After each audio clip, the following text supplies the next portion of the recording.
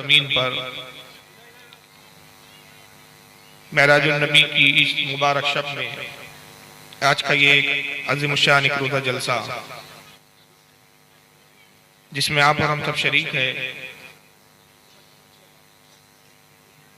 जश्न मेराजुन नबी सल्लल्लाहु अलैहि वसल्लम के हवाले से आज की इस बज़्म का इनेकाद किया गया है और साथ ही एक जदीद और नई मस्जिद की संग बुनियाद का भी आज मौका है और एक मस्जिद की बुनियाद रखी जाएंगी। बहुत मुबारक शब और बहुत ही मुबारक दिन का चुनाव किया है आप लोगों ने आज के जलसे के लिए और मस्जिद की नई जदीद तामीर के लिए, मस्जिद नौ के लिए मैं आप तमामी अहबाब को मुबारकबाद पेश करता हूँ। और साथ ही जिन अहबाब ने, हमारे जिन दोस्तों ने बड़ी मेहनत और काविशों के साथ आज की इस बज़्म को सजाया, बहुत दुश्वारियां इस बज़्म को सजाने में मैसर आई है। बादियान जलसा ने भी बड़ी दुश्वारियां उठाई और मैं भी बड़ी दुश्वारियों से भी गुजर रहा हूँ। ट्रेन का टाइम बिगड़ गया, उसके बाद फिर दूसरी फ्लाइट बनाई गई, अभी मैसेज आया कि वो फ्लाइट का भी टाइम बढ़ गया। कल जलसा है बंगाल में, पहुंचना बड़ा मुश्किल है। तो कुल मिला के बहुत ही आदमी टेंशन में है कि कैसा करे, क्या करे। तो कुल मिला के आज का ये जलसा जो है बड़ी तकलीफों से गुजर रहा है, लेकिन बहरहाल तकलीफों में अजर व सवाब ज्यादा होता है, नेकियां ज्यादा होती है। अल्लाह ताला अपने बंदों को आजमाता है तो उसमें अजर भी रखता है। तो आपने अगर आज की इस बज़्म को सजाने में जो मेहनत की, तकलीफें उठाई हैं, इसमें अजर भी आपके लिए ज्यादा है। तो मैं आपको मस्जिद की तामीर नौ के लिए भी मुबारकबाद पेश करता हूँ, साथ ही मेराजुन नबी की मुबारकबाद पेश करता हूँ और अल्लाह से दुआ करता हूँ मौला हमें बेहतरीन इसका अजर अज़ीम अता फरमाए। जिस कदर भी मस्नद रसूल पर उलमा ज़वील एहतराम तशरीफ़ फरमा है, उनके लिए भी दुआ गो हूँ कि अल्लाह ताला हमारे उलमा की उम्र में, इल्म, रिज़्क़ में खैर बरकत अता फरमाए। सबसे अच्छी बात जो मुझे महसूस हुई वो ये कि शब मेराज का जहाँ जिक्र आता है कुरान अजीम में, अल्लाह ताला ने अपने महबूब को मेराज कराई मस्जिद हराम से, और आज की जो बज़्म है वो मस्जिद की संग बुनियाद के ही हवाले से है। माशाअल्लाह। मेराज मस्जिद से कराना इस बात की दलील है कि रब तबारक व तआला को मस्जिद की तामीर से और मस्जिद से बड़ी मोहब्बत है। यही वजह है कि उस जगह को, उस खित्ते को अल्लाह ताला अपना घर इरशाद फरमाता है। हालांकि वो घर से पाक है, रहने से पाक है, समाने से पाक है, किसी जगह कयाम करने से पाक है, वो हुदूदों से पाक है, लिमिट से पाक है, जगहों से पाक है।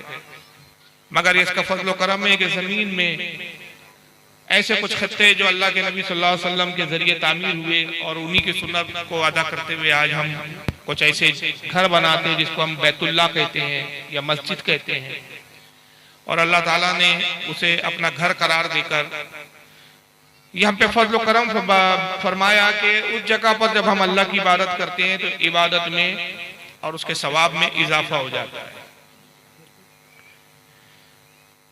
तो आप लोग काबिल मुबारकबाद हैं कि इस मुबारक बज़्म में आज आप शरीक हैं। मेराज की शब है, इबादत में और नेकियों में हमारी शब गुजर रही है और इसके बाद संग बुनियाद की तकरीब है। गोया हमारा आगाज भी बहुत अच्छा है और अंजाम भी इंशाअल्लाह बहुत अच्छा होगा इंशाअल्लाह। वक्त की तंग दामनी की वजह से ठीक तरीके से चंदा नहीं किया जा सका, इसलिए मैं अपनी जानिब से गुजारिश कर रहा हूँ। ये जरूरी नहीं है कि मसनद से आपको बहुत जोश दिलाया जाए तो उसके बाद आप मस्जिद की तामीर में आगे आए। बिना हमारे नाज़िम जलसा के कहे हुए और बिना तंजीम के कहे हुए, ये आपकी हमारी शरई जिम्मेदारी है कि अल्लाह का घर तामीर हो रहा है तो हम बढ़ चढ़कर इसमें हिस्सा लें और इसमें अपना जरूर जो है हिस्सा डालें कि ये वो चीजें हैं जो नेकी सदका जारिया है, मरने के बाद भी हमारे लिए ये नेकियां काम आती रहती है। क़यामत तक इस मस्जिद में जितने लोग नमाज पढ़ेंगे उन नमाजों का सवाब, जिन लोगों ने इसकी तामीर में हिस्सा लिया, क़यामत तक उनको सवाब मिलता रहेगा। बेशक ये सदका जारिया है, यही असल कमाई है। बहरहाल आइए मेराज नबी के हवाले से मैं आज कुछ गुफ्तगू करूंगा और उसी के हवाले से कुछ अकायद की बातें होंगी। मौज़ूआत तो बहुत सारे हैं लेकिन वक्त उतना है ही नहीं। अल्लाह के नबी सल्लल्लाहु अलैहि वसल्लम को रब तबारक व तआला ने मेराज कराई और कुरान अज़ीम में इसका जिक्र भी किया और हदीस में बड़ी तफसीलात आई। सवाल ये पैदा होता है कि हुज़ूर सल्लल्लाहु अलैहि वसल्लम को मेराज कराने की क्या जरूरत थी? मेराज का मकसद क्या था? तो उसके सिवा अगर हम मकासिद पर गुफ्तगू करें तो ये रातें छोटी है, लेकिन मुख्तसर तौर पर मैं दो चार बातें अर्ज करता चलूं कि पिछले अंबिया इकराम को अल्लाह ताला ने मोजिज़े अता फरमाए। हर नबी जब दुनिया में आता है तो मोजिज़ात के साथ आता है और अपने मोजिज़ों के जरिए अल्लाह की तरफ बंदों को राग़िब करता है। मोजिज़े दिखाकर वो ये जाहिर करता है कि जिस रब ने मुझे भेजा उसने ये ताकत और कुव्वत दी। तो जब देने वाले की ताकत और कुव्वत का ये आलम है, जिसको दी गई इसका ताकत का ये आलम है, तो जिसने दिया वो कितना कवि और ताकतवर होगा। क्या कहने। तो हर नबी को अल्लाह ने कुछ ना कुछ मोजिज़े दिए। अगर सुलेमान अलैहिस्सलाम को हम देखें तो अल्लाह ताला ने उनको तख्त का मोजिज़ा, एक ऐसा तख्त अता फरमाया सुलेमान अलैहिस्सलाम को कि जिस पर आप बैठ जाते, जिन्नात और शयातीन उस तख्त को लेकर उड़ते। और तख्त की रफ्तार का ये आलम था कि आज इतनी तरक्की के बावजूद भी कोई ऐसी सवारी और कोई ऐसी हवाई जहाज वगैरह नहीं बन पाया कि उस तेज रफ्तारी के साथ सफर कर सके। हजरत सुलेमान अलैहिस्सलाम के तख्त को जब जिन्नात लेकर उड़ते थे तो रफ्तार का ये आलम होता था कि पलक झपकने तक मशरिक से मगरिब में पहुंच जाते थे। ये तेज रफ्तारी का आलम था उनके तख्त का, ये मोजेज़ा था उनका। शयातीन और जिन्नात भी उनके काबू में दे दिए अल्लाह ताला ने। जिन्नात पर भी वो हुकूमत करते थे और शयातीन पर भी हुकूमत थी उनकी। इसी तरह हज़रत मूसा अलैहिस्सलाम को अगर आप देखें तो जनाब मूसा अलैहिस्सलाम को अल्लाह ताला ने बहुत सारे मोजेज़े दिए, जिसमें से दो मोजेज़े बहुत मशहूर है जिसका जिक्र कुरान में है। एक मोजेज़ा था असा का मोजेज़ा। असा यानी एक लाठी थी, आपको एक अल्लाह ने लाठी अता की। लाठी का ये आलम था कि अगर आप पानी पर मारे तो पानी और दरिया फट जाया करते थे, जमीन पर फेंक दे तो बहुत बड़े अज़दा में तब्दील हो जाता था। दूसरा मोजेज़ा था यद बैसा। यद बैसा ये था कि आप अपने हाथ को अपनी बगल में ऐसा दबाते और जब बाहर निकालते तो उससे ऐसी रोशनियां फूटती कि उस रोशनी की सामने आंखें चुनिया जाती थी, गोया एक तरह से सूरज और चांद की रोशनी फीकी पड़ जाती थी। इस मोजेज़े को यद बैसा का नाम दिया गया। इसी तरह अगर आप देखें हजरत ईसा अलैहिस्सलाम को तो अल्लाह ताला ने मसीहाई का मोजेज़ा दिया। आप बीमारों को शिफा अता फरमाते, कोढ़ियों को अच्छा कर देते, मादरजाद अंधों के आंखों पर अपना दस्ते मुबारक अपना हाथ रखते, बीना हो जाते, मुर्दे की तरफ फूंक मारते और कहते कुम बिइज़्निल्लाह, जिंदा हो जा अल्लाह के हुक्म से, मुर्दा जिंदा हो जाता था। हर नबी को उस जमाने के एतबार से मोजेज़े दिए गए। सुलेमान अलैहिस्सलाम के जमाने में जादू का जोर बहुत ज्यादा था, तो अल्लाह ताला ने वो ताकत और कुव्वत दी कि जिन्नात और शयातीन सब आपके काबू में। हजरत मूसा अलैहिस्सलाम के जमाने में भी जादुओं का बड़ा जोर रहा और फिरौन के दरबार में बेशुमार जादूगर हुआ करते थे। एक ऐसा मोजेज़ा दिया कि जिसने सारे जादूगरों के जादू को खत्म कर दिया और उनको आजिज कर दिया। ईसा अलैहिस्सलाम के जमाने में तिब का बड़ा उरूज था। तिब यानी मेडिकल साइंस, बड़े बड़े हकीम अतिब्बा और बड़े बड़े तबीब उस वक्त हुआ करते थे जिनको अपने फन पर और अपने इल्म तिब पर बड़ी फक्र और घमंड था और महारत हासिल थी। अल्लाह ताला ने ईसा अलैहिस्सलाम को ऐसा मोजेज़ा दिया कि जिसने सारे अतिब्बा और हकीमों की अक्लों को हैरान कर दिया। इसलिए कि हकीम दवाओं से शिफा तो दे सकते थे, लेकिन रुए जमीन पर आज तक भी कोई ऐसा हकीम नहीं हुआ कि जो छू दे तो अब मादरजात अंधे को बीना कर दे, छू दे तो कोड़ी को अच्छा कर दे, हत्ता ये कि जो है मरे हुए मुर्दे को अगर ठोकर मार दे तो जिंदा कर दे। आज भी कोई ऐसा डॉक्टर और हकीम पैदा नहीं हुआ। अल्लाह ताला ने ऐसा मोजेज़ा हजरत ईसा को देकर तमाम तिब के जानने वाले और फक्र करने वालों को लाजवाब कर दिया और खामोश कर दिया। तो अंबिया के जो मोजेज़े होते हैं वो सब पर फौकियत रखते हैं। हुज़ूर सल्लल्लाहु अलैहि वसल्लम को अल्लाह ने मेराज इसलिए अता फरमाई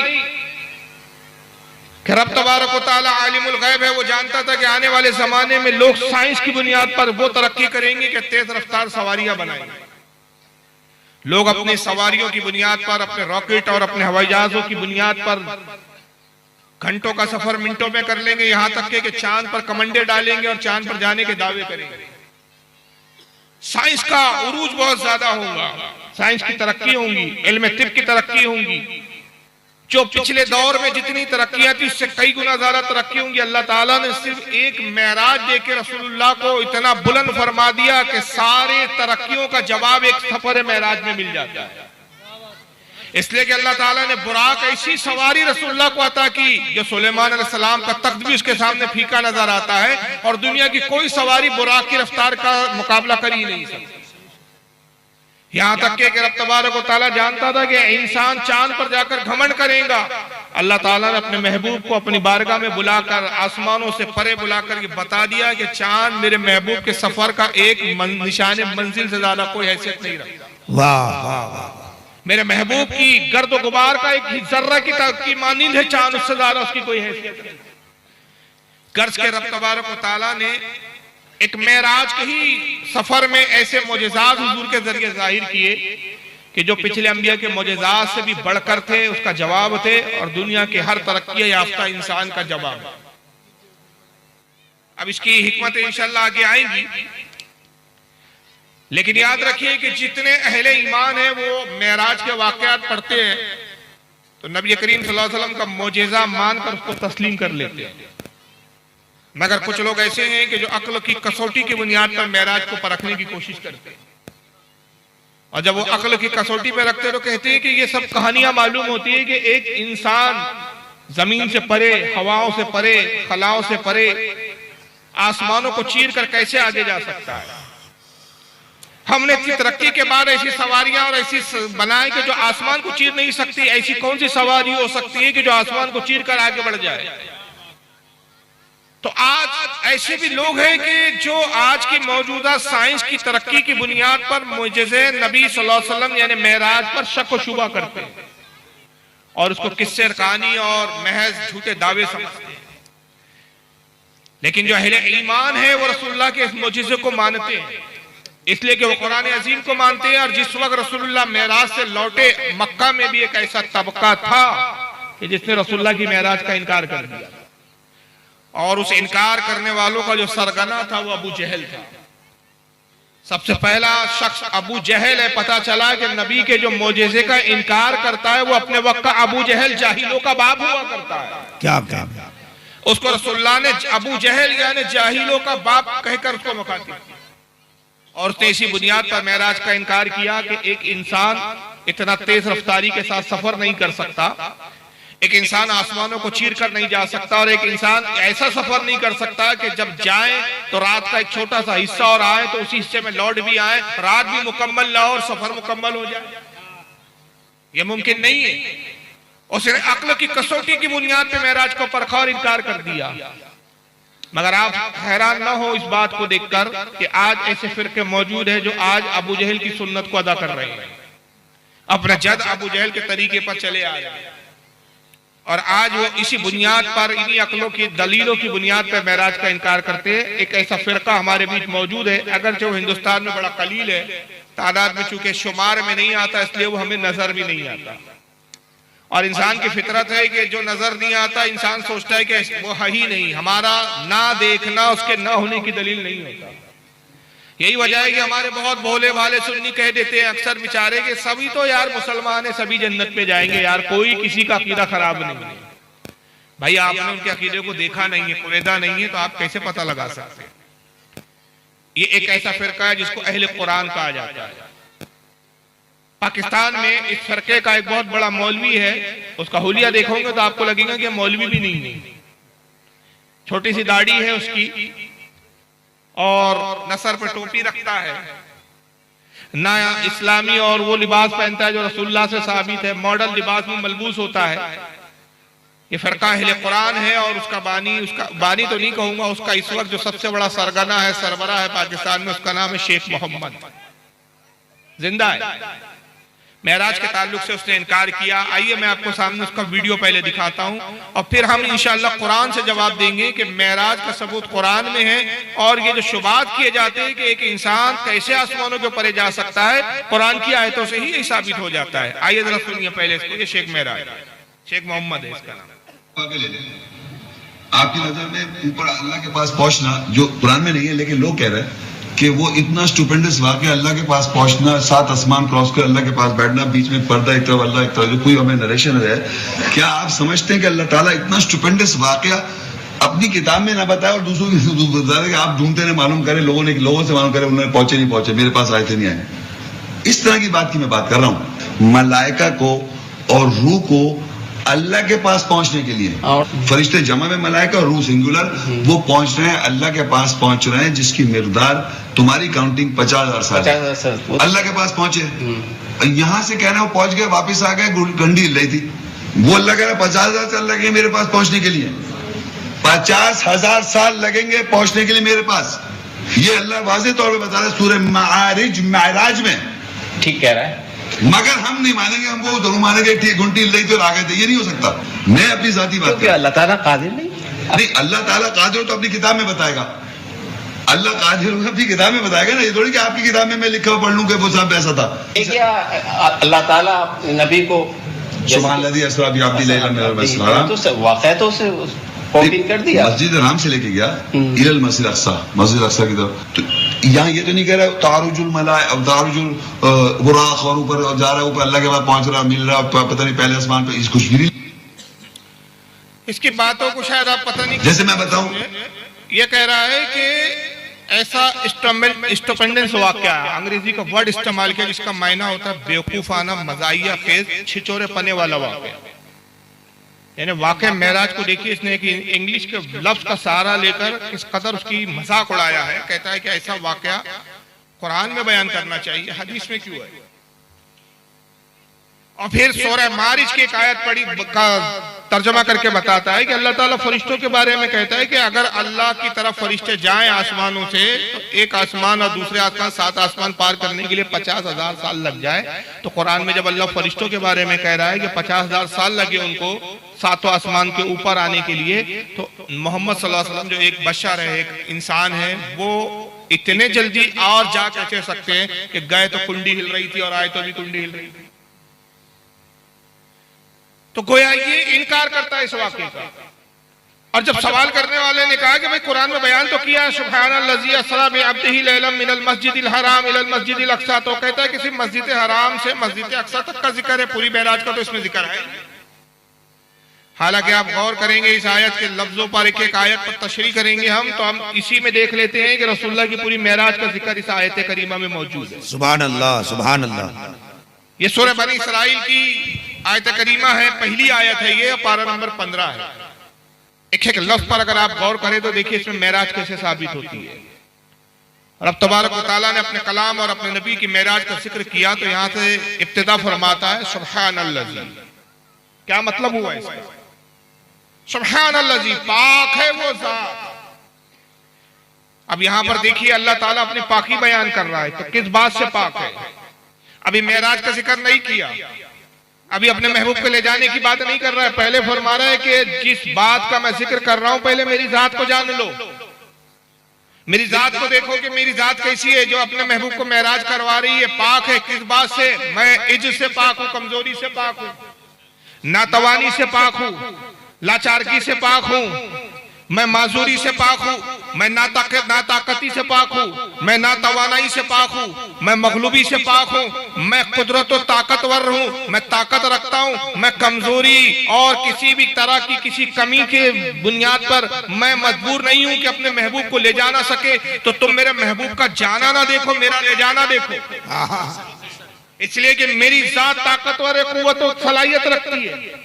अच्छा, सुब्हानल्लाज़ी, पाक है वो जात। फरमाया अल्लाह ने, यहां नहीं फरमाया कि अल्लाह पाक है, सुब्हान अल्लाह नहीं फरमाया, सुब्हानल्लाज़ी। हालांकि यह वाहिद का सेगा है, लेकिन अगर आप इसमें गौर करें तो अपने महबूब की भी अल्लाह ताला पाकी बयान कर रहा है और अपनी भी पाकी बयान कर रहा है, अपनी भी ताकत का इजहार कर रहा है, अपने नबी की भी ताकत का इजहार कर रहा है। आप पूछेंगे इसमें कहां जिक्र आया ऐसा? तो मैं आपको एक मिसाल देता हूं, इससे आपको मेराज समझ में आएगी। मैं आपसे ये कहूं कि मैं स्टेशन, रेलवे स्टेशन पहुंचा तो मैंने देखा कि 20 डब्बे लगे हुए हैं ट्रेन के, जो कई वजन कई हजार टनों की डब्बे हैं, लोहे के डब्बे बने हुए हैं, पटरी पे वो डब्बे कतार में बिल्कुल रखे हुए हैं, जुड़े हुए एक दूसरे से, और सामने एक बैल को बांध दिया गया है और वो बैल 20 डब्बों की ट्रेन को खींच रहा है। मैं आपसे पूछता हूं कि मेरी इस बात पर आप यकीन करेंगे? बोलिए। ऐसा हो सकता है कि एक बैल जो है खेत में जिसे हल जोता जाता है, माना कि वो बैल ताकतवर होता है, हल जोता जाता है, उससे गाड़ियों पे जोता जाता है, लेकिन मैं कह रहा हूं कि 20 डब्बों की ट्रेन कतार में बिल्कुल एक से एक जुड़ी हुई है, पटरी पे रखी हुई है, और उस ट्रेन के सामने एक बैल को जोत दिया गया है और वो बैल ट्रेन के 20 डब्बे को अकेले खींचते हुए ले जा रहा है। तो मुझे बताइए, आप मजमे से कह रहा हूं, बताइए आप इस पर यकीन करेंगे कि नहीं करेंगे? नहीं करेंगे। क्यों नहीं करेंगे भाई? मैं तो सच बोल रहा हूं ना, झूठ थोड़ी बोलता हूं मैं। तो क्या आप मुझे झूठा समझते? मैं कितना ही सच्चा हूं आप यकीन नहीं करेंगे, इसलिए कि आप जानते हैं कि कहने वाला भले ही अपने आप को कितना ही सच्चा समझे, कितना ही सच्चे होने का दावा करे, लेकिन फितरत का तकाजा है, अक्ल इसको तस्लीम नहीं करती। वजह यह है कि सब जानते हैं कि ट्रेन के एक डब्बे का वजन कई हजार टन होता है।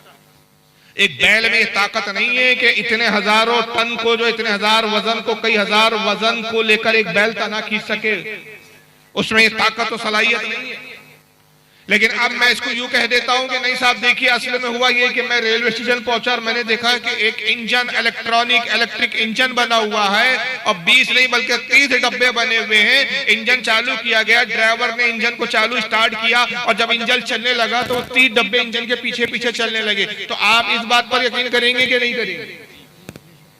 आप करेंगे। क्यों? इसलिए कि आप जानते हैं कि इंजन भले एक डब्बे के साइज का होता है, उसका भी साइज एक डब्बे के ही बराबर होता है, लेकिन ताकत उसमें उतनी होती है कि 30-40 डब्बों को खींच सकता है। तो आपने इस बात को तस्लीम कर लिया, इसलिए तस्लीम कर लिया कि आप जानते और मानते हैं इस बात को कि इंजन में ताकत है। तो पता चला कि शय में ताकत हो खींचने की तो आप यकीन करते हैं, जो शय से खींचा जा रहा है उसमें ताकत ना हो तो आप उस पर यकीन नहीं करते। तो यहाँ रब तबारक व तआला इरशाद फरमा रहा है, सुब्हानल्लाज़ी, पाक है वो जात जो अपने महबूब को मेराज ले गई। तो अल्लाह गोया फरमा रहा है कि तुम मेरे महबूब का बशर होना देख रहे हो, इंसान होना देख रहे हो, पहले ये तो देखो ले जाने वाला कौन है। वाह वाह वाह वाह। मैं ले जाना जानता हूं क्योंकि मैं ताकत और कुव्वत वाला हूं, मुझ में सलाहियत है।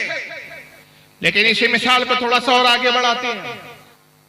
अब इंजन तो बहुत पावरफुल है, मैंने देखा कि इंजन बहुत ताकतवर है, बिल्कुल नया है, न्यू ब्रांड का बना हुआ है, लेकिन उसमें डब्बे ऐसे कुछ लगे बंधे हुए, उस इंजन से जो डब्बे जोड़े गए उनके चक्के जाम हैं, कुछ के चक्के टूटे हुए हैं, कुछ के व्हील जो है वो लगे हुए नहीं है पूरी तरह डब्बों पर। और अब इंजन चालू किया गया, मुझे बताइए अगर डब्बों के चक्के और व्हील ठीक ना हो तो क्या वो डब्बे इंजन के साथ चल पाएंगे? बोलिए नहीं, वो डब्बे पटरी से उतर जाएंगे, एक्सीडेंट हो जाएगा, पलट जाएंगे, लेकिन वो इंजन के साथ चल नहीं पाएंगे। क्यों? इसलिए कि उनके चक्कों का दुरुस्त होना भी जरूरी है। अगर वो दुरुस्त होंगे तो ट्रेन जो इंजन के साथ चल पाएंगे। तो पता चला कि खींचने वाले में, ले जाने वाले में ताकत और सलाहियत तो होना जरूरी है, मगर जो उसको साथ जा रहा है उसमें भी सलाहियत होना जरूरी है। तो यहाँ सुब्हानल्लाह में हुजूर की भी साथ को शामिल किया, इसलिए कि बताया जा रहा है कि मैं तो ताकतवर हूँ कि अपने महबूब को मेराज पर ले जा सकता हूँ, और मेरा महबूब भी ताकत और कुव्वत रखता है कि वो भी मेरे साथ मेराज पर जाने के लिए वो सलाहियतमंद है। तो वो भी पाक है इससे कि वो मेराज पर ना जा सके, पाक है इससे कि उसमें मेराज पर जाने की ताकत ना हो, पाक है इससे कि उसमें इतनी कमजोरी हो कि चल ना सके। मेरा महबूब जाना जानता है और मैं ले जाना जानता हूं। नारे तकबीर, नारे रिसालत, मेराजे मुस्तफा। वाह वाह। तो सुब्हानल्लाज़ी ने ही बता दिया कि हुजूर सल्लल्लाहु अलैहि वसल्लम मेराज करने की कुदरत रखते हैं और रब तबारक व तआला अपने महबूब को मेराज कराने की कुदरत रखता है। जाने वाला भी कवि है, ले जाने वाला भी कवि है। और फिर आगे फरमाता है कि कहां ले गया? असरा। अब इसका लफ्जी तर्जुमे में बहुत सारे होते हैं, एक सीढ़ी भी होते हैं क्योंकि सीढ़ी से चढ़ा जाता है बुलंदी की तरफ। असरा के मायने सैर के भी होते हैं, सैर करना। एक होता है अंग्रेजी में कहते हैं उसको दौड़ना या रनिंग करना, अंग्रेजी में रनिंग कहते हैं, दौड़ना चलना, और एक होता है सैर करना। अल्लाह यहां फरमा रहा है कि पाक है वो जात जिसने सैर करा। नबी की मेराज को अल्लाह ने सैर से ताबीर किया है, सैर नाम दिया है। सैर कैसा करता है आदमी, जरा इस पर गौर करें। एक साहब को मैंने देखा कि बहुत तेजी से दौड़ते हुए जा रहे हैं। हमने उनसे पूछा भाई कहां जा रहे हैं, क्यों दौड़ रहे हो? तो कहा भाई मैं सैर कर। हम कहेंगे भाई सैर तो ऐसी नहीं होती, आप सैर नहीं कर रहे बल्कि दौड़ रहे हैं। दौड़ना और होता है, सैर करना और होता है। आदमी जब सुबह सुबह फज्र की नमाज पढ़ने के बाद निकलता है तो सैर कैसे करता है? आहिस्ता आहिस्ता चलता है। सैर धीरे धीरे होती है। सैर का मतलब ही यही होता है कि आसपास के मनाजिर को देखकर इंसान लुत्फानंदोज होता है, मनाजिर को देखता है, खुश होता है, धीरे धीरे चलता है। इसी को सैर कहा जाता है कि आसपास के मनाजिर से लुत्फानंदोज हुआ जाए। लेकिन एक शख्स रफ्तार से भाग रहा है, तेज रफ्तार से भाग रहा है, आसपास के न मनाजिर देख रहा है, आजू बाजू के हालात से बेखबर, और कहे कि भाई सैर कर रहे हैं, तो उसको कहा जाता है सैर नहीं कर रहे हैं। सैर का मतलब होता है धीरे चलना। मगर नबी पाक सल्लल्लाहु अलैहि वसल्लम के सफर पर कुर्बान जाइए, हुजूर सल्लल्लाहु अलैहि वसल्लम जब मेराज के सफर पे निकलते, वुजू करके निकलते हैं, आप हरम में नमाज पढ़ते हैं और पूरी सफर मेराज होती है। जन्नत भी देख लेते हैं आप, चांद और सूरज से भी आगे परे निकल जाते हैं, आसमानों को भी पार कर जाते हैं, दोज़ख को भी मुलाहिजा कर लेते हैं, फरिश्तों से भी मुलाकात हो जाती है, अंबिया से भी मुलाकात हो जाती है। और ये जब जाकर रब से मुलाकात करके लौटते हैं तो जो पानी वुजू का था वो जमीन में जज्ब नहीं हुआ था, जो दरवाजे की कुंडी छोड़ दी थी आपने हिलती हुई, वो कुंडी हिल रही थी। यानी एक लम्हा गुजरा, एक लम्हे में सारी मेराज हो गई। तो जब सैर में तेज रफ्तारी का ये आलम है तो अंदाजा लगाइए कि जब हश्र के दिन नबी पाक सल्लल्लाहु अलैहि वसल्लम अपने गुनाहगार उम्मती की आवाज पर उसकी शफाअत के लिए आएंगे तो रफ्तार का आलम क्या होगा? वहां तो सरकार तेज रफ्तारी से आएंगे। तो पता चला कि नबी पाक सल्लल्लाहु अलैहि वसल्लम को अल्लाह ने वो इख्तियार दिया कि जब सैर में ये रफ्तार है तो आपकी सफर की रफ्तार का आलम क्या होगा? सफर आदमी तेजी से करता है, सैर सुस्ती से करता है। इतने तेज रफ्तार सफर को अल्लाह ने सैर से ताबीर किया। तो हुजूर सल्लल्लाहु अलैहि वसल्लम जब सफर फरमाए तो अंदाजा लगाइए कि रफ्तार कितनी तेज है, उसका कोई अंदाजा नहीं लगा सकता। फिर आगे अल्लाह फरमाता है बेअब्दी, किसको सैर करवाई, किसको मेराज करवाई? अपने बंदे को। और ये बेअब्दी ही कहकर बहुत सारे यहाँ मसले हल हो गए कि ये मेराज जिस्म के साथ है। इसलिए कि अरबी जानने वाले जानते हैं कि अब्द का इतलाक रूह और जिस्म पर होता है, जिसको अरबी जबान में कहते हैं रूह माल जसद। जिस्म और रूह मिले हुए हो तो उसको अब्द और बंदा कहा जाता है, रूह और जिस्म अलग अलग हो तो उसको अब्द नहीं कहा जाता। तो अल्लाह फरमा रहा है कि ले जाना, जो मैंने ले गया जिस जात को अपने महबूब को, वो अब्द कहकर बताया कि मैं जब महबूब को ले गया तो ख्वाब में मेराज नहीं करवाई, रूह को मेराज नहीं करवाई, बल्कि मेरा महबूब जिस्म और रूह के साथ था। इसलिए उलमा फरमाती है कि मेराज जिस्मानी मेराज है, रूहानी मेराज नहीं है। एक तबका वो है जो इसको रूहानी मेराज कहता है। रूहानी मेराज से मुराद ये है कि वो कहते हैं कि हुजूर सल्लल्लाहु अलैहि वसल्लम ने ख्वाब देखा, ये सारे मनाजिर अंबिया से मिलना, जन्नत को देखना, फरिश्तों से मिलना, ये सब ख्वाब में हुआ। लेकिन कुरान की आयत बताती है कि मेराज जो है जिस्मानी है, ख्वाब वाली नहीं है, रूह वाली नहीं। यही वजह है कि अगर ख्वाब में देखा होता हुजूर सल्लल्लाहु अलैहि वसल्लम ने तो आपको मालूम होना चाहिए कि अबू जहल ने इनकार किया था। इनकार ही उसका बता रहा है कि वो भी समझता था कि रसूलुल्लाह सल्लल्लाहु अलैहि वसल्लम जिस्मानी मेराज का दावा कर रहे हैं, रूहानी और ख्वाब की मेराज का दावा नहीं कर रहे। क्या बात है भाई, मैं कहूं कि कल रात मैंने ख्वाब देखा कि मैं अमेरिका में घूम रहा हूं, रात भर में अमेरिका में घूमा, फिर ख्वाबी में देखा कि मैं लौट आया, तो आप कहेंगे मुमकिन है भाई, ख्वाब आदमी देखता है, ख्वाब में कहीं कहीं मनाजिर सामने आ जाते हैं। लेकिन मैं ये कहूं कि भाई मैं कल अमेरिका गया और वापस भी लौट कर आया, तो आप कहेंगे यार ऐसा तो हो नहीं सकता, एक रात में आप अमेरिका चले भी गए, अमेरिका से वापस आ भी गए। अमेरिका हजारों मील दूर है हिंदुस्तान से, हजारों मील का फासला एक रात में तय करना और वापस आना मुमकिन नहीं है। तो जिस्मानी मेराज, जिस्मानी सफर का इनकार होता है, लेकिन ख्वाब का इनकार नहीं किया जाता कि ख्वाब में मुमकिन है। तो अबू जहल ने इनकार किया, एतराज किया। उसका इनकार और एतराज इस बात की दलील है, वो भी समझ रहा था कि मोहम्मद सल्लल्लाहु अलैहि वसल्लम जिस मेराज की बात कर रहे हैं वो जिस्मानी मेराज। तो अंदाजा लगाइए कि आज के जो बदबख्त हुजूर सल्लल्लाहु अलैहि वसल्लम की इस मेराज को जिस्मानी नहीं मानते, रूहानी कहते हैं, ख्वाब की बेराज कहते हैं, तो उनका अकीदा गोया अबू जहल से भी ज्यादा बदतर है। फिर आगे फरमाया अल्लाह ताला ने कि लैलन बेअब्दिही लैलन। अच्छा, यहाँ बेअब्दी में एक और नुक्ता है। कुरान में 2 आयतें आई है।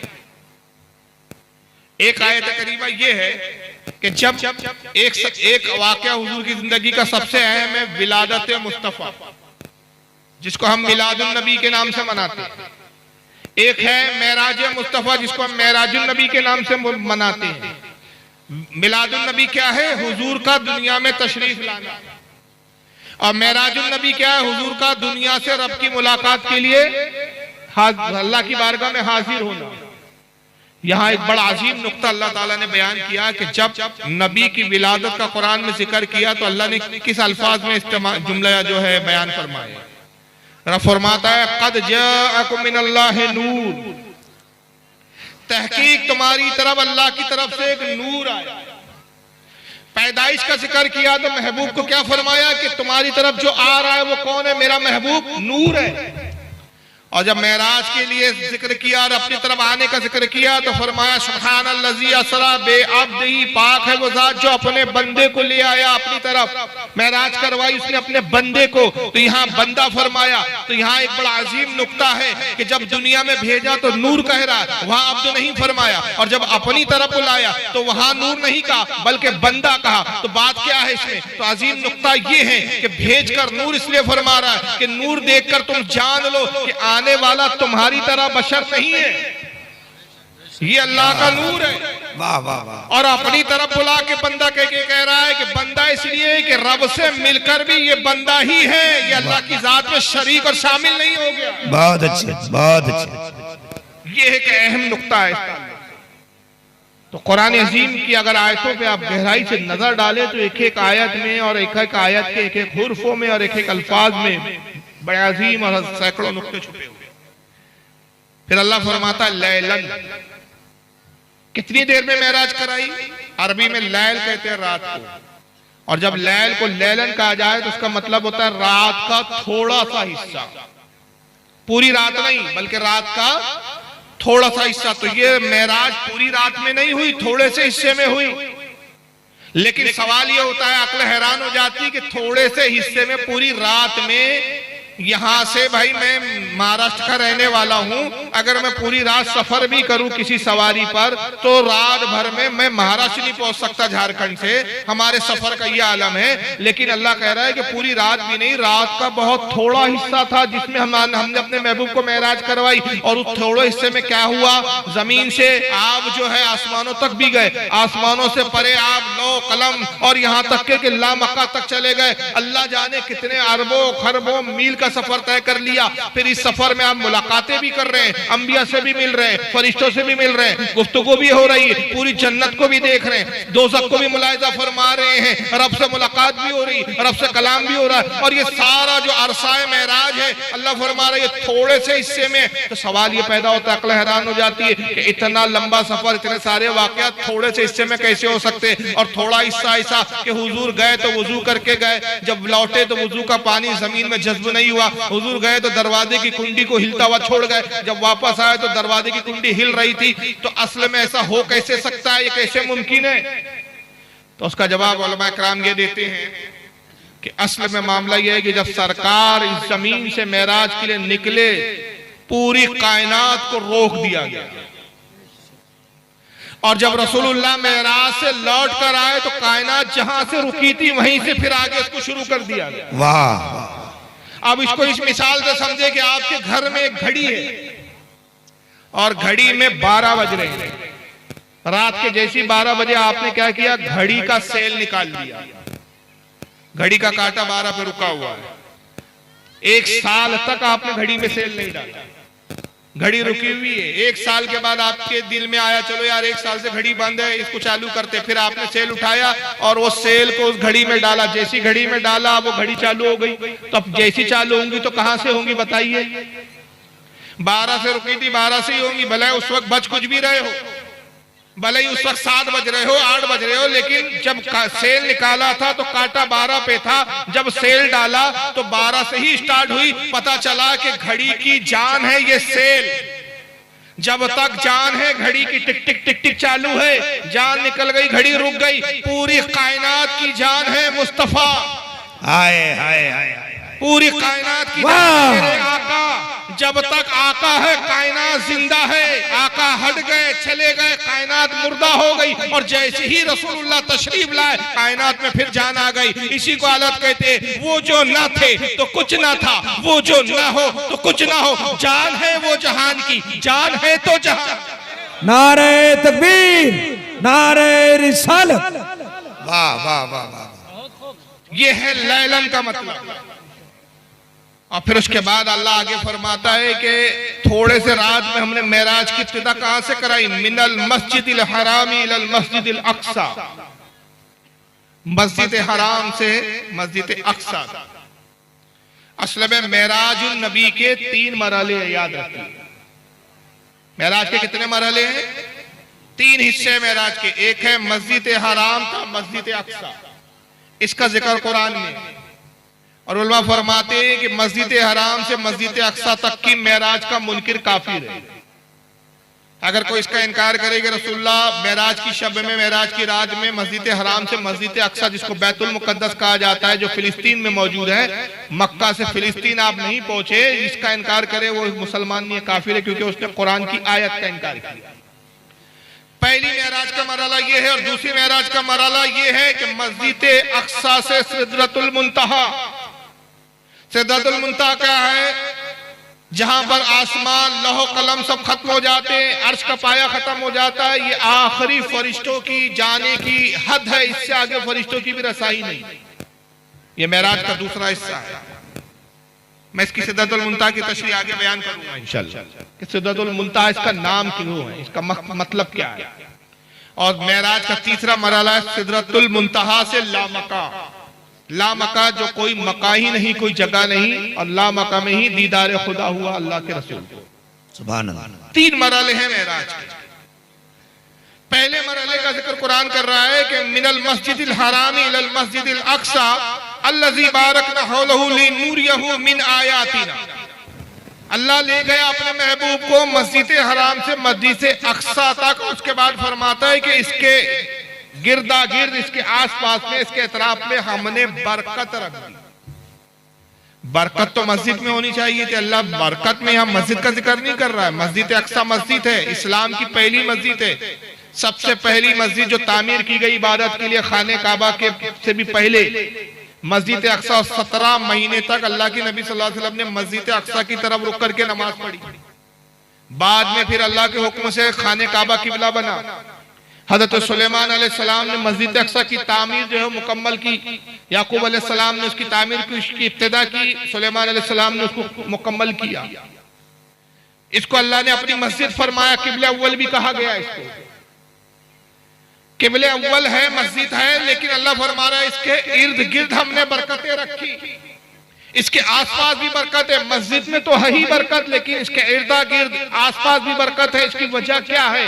तो उलमा इकराम फरमाते इसकी वजह यह है कि मस्जिद अक्सा के इर्द गिर्द कई 100 अंबिया इकराम की मज़ारें हैं, जिसमें हजरत सुलेमान अलैहिस्सलाम की भी मज़ार है, हजरत हूद अलैहिस्सलाम की भी मज़ार है, हजरत इब्राहिम अलैहिस्सलाम की मज़ार है। कई अंबिया, कई 100 अंबिया इकराम है जिनकी मज़ारें मस्जिद के इर्द गिर्द है। तो अल्लाह फरमाता है हमने इसके मस्जिद अक्सा के इर्द गिर्द बरकत रखी। इसलिए बरकत रखी कि यहाँ हमारे महबूबों की मज़ारें। तो पता चला जहाँ अल्लाह के महबूबों की कब्रें होती है वहां बरकत होती है। यही वजह है कि हम बुजुर्गान दीन की मज़ारों पर हाजिर, और बुजुर्गान दीन की मज़ारों पर हाजिर होकर वहां से अल्लाह की बरकतों को अपने दामनों में समेट लेते। ऐलान नबुव्वत का इख्तिलाफ है यहाँ पर। 7वां साल है, यानी हुजूर को ऐलान नबुव्वत किए हुए 7 साल गुजर चुके हैं। बाज़ ने कहा 10वां साल, बाज़ ने 11 कहा, बाज़ ने 8 कहा, मुख्तलिफ रिवायतें, लेकिन ज्यादातर जिस पर इत्तेफाक है वो ऐलान नबुव्वत का 7वां साल, 27 रजब की तारीख। अल्लाह के नबी सल्लल्लाहु अलैहि वसल्लम अपनी चचाजाद बहन हजरत उम्मे हानी के घर आराम फरमा रहे हैं। और उम्मे हानी जो हजरत मौला अली रजी अल्लाह तआला अन्हु की सगी बहन है, हुजूर की चचाजाद बहन है, हजरत अली की सगी बहन। अबू तालिब की बेटी है। इनके घर पे रसूलुल्लाह आराम कर रहे हैं और आराम करने के लिए जब घर में तशरीफ ले जाते हो तो अपनी फुफीजात बहन उम्मे हानी से कहते हैं कि तुम दरवाजे पे बैठ जाओ और किसी को अंदर आने ना दो, इसलिए कि मेरी बहन आज बड़ी मुबारक रात है, क्योंकि हुजूर को गोया पता था कि आज मुझे मेराज कराई जाने वाली है। माशाअल्लाह। जिब्रील अलैहिस्सलाम हाजिर होते हैं। हजरत उम्मे हानी एक डंडा लेके रसूलुल्लाह के हुजरे के बाहर, जहां सरकार जिस हुजरे में आराम कर रहे हैं, डंडा लेके पहरा दे रही है। लेकिन जब फरिश्तों की आमद हुई, एक ठंडी हवा और एक आराम और राहत वाली हवाएं चलने लगी, हजरत उम्मे हानी की नींद लग गई। ये अल्लाह की हिकमत कि उम्मे हानी तो ये समझे कि महबूब इस कमरे से गई नहीं, मगर हुजूर इस कमरे से चले भी जाए, मेराज का सफर भी हो जाए, वापस लौट भी जाए। हजरत जिब्रील अलैहिस्सलाम 50,000 फरिश्तों के साथ आते हैं, और ये वो फरिश्ते हैं जो कई हजार फरिश्तों का, हर फरिश्ता उसमें कई हजार फरिश्तों का सरदार। ये हाजिर होते हैं और हाजिर होने के बाद रसूलुल्लाह के हुजरे पाक में जब दाखिल होते हैं तो देखते हैं कि सरकार सल्लल्लाहु अलैहि वसल्लम आराम फरमा रहे हैं। अच्छा, अब सवाल ये पैदा होता है कि जब हुजूर को मेराज पे ले जाना तो तन्हा जिब्रील भी काफी थे, 50,000 फरिश्तों को लाने की क्या जरूरत थी? साथ में बुराक आपकी सवारी भी है। यहां पर रसूलुल्लाह का मकाम और मर्तबा अल्लाह की बारगाह में पता चलता है कि देखिए, जब किसी को दावत दी जाती है, बुलाया जाता है, तो 3 की तरह से दावत होती है। एक दावत देने का ये तरीका होता है कि आप किसी को बुलाना चाहते हैं तो आपने ये किया कि उसको पैगाम भिजवा दिया, किसी के जरिए पैगाम दिया कि भाई जाइए फुला साहब को कहिए कि फुला तारीख को फुला दिन में हमारे यहाँ दावत है, आप तशरीफ लाइए। घर का कोई फर्द गया, कोई नौकर चाकर गया, उसने दावत दे दी।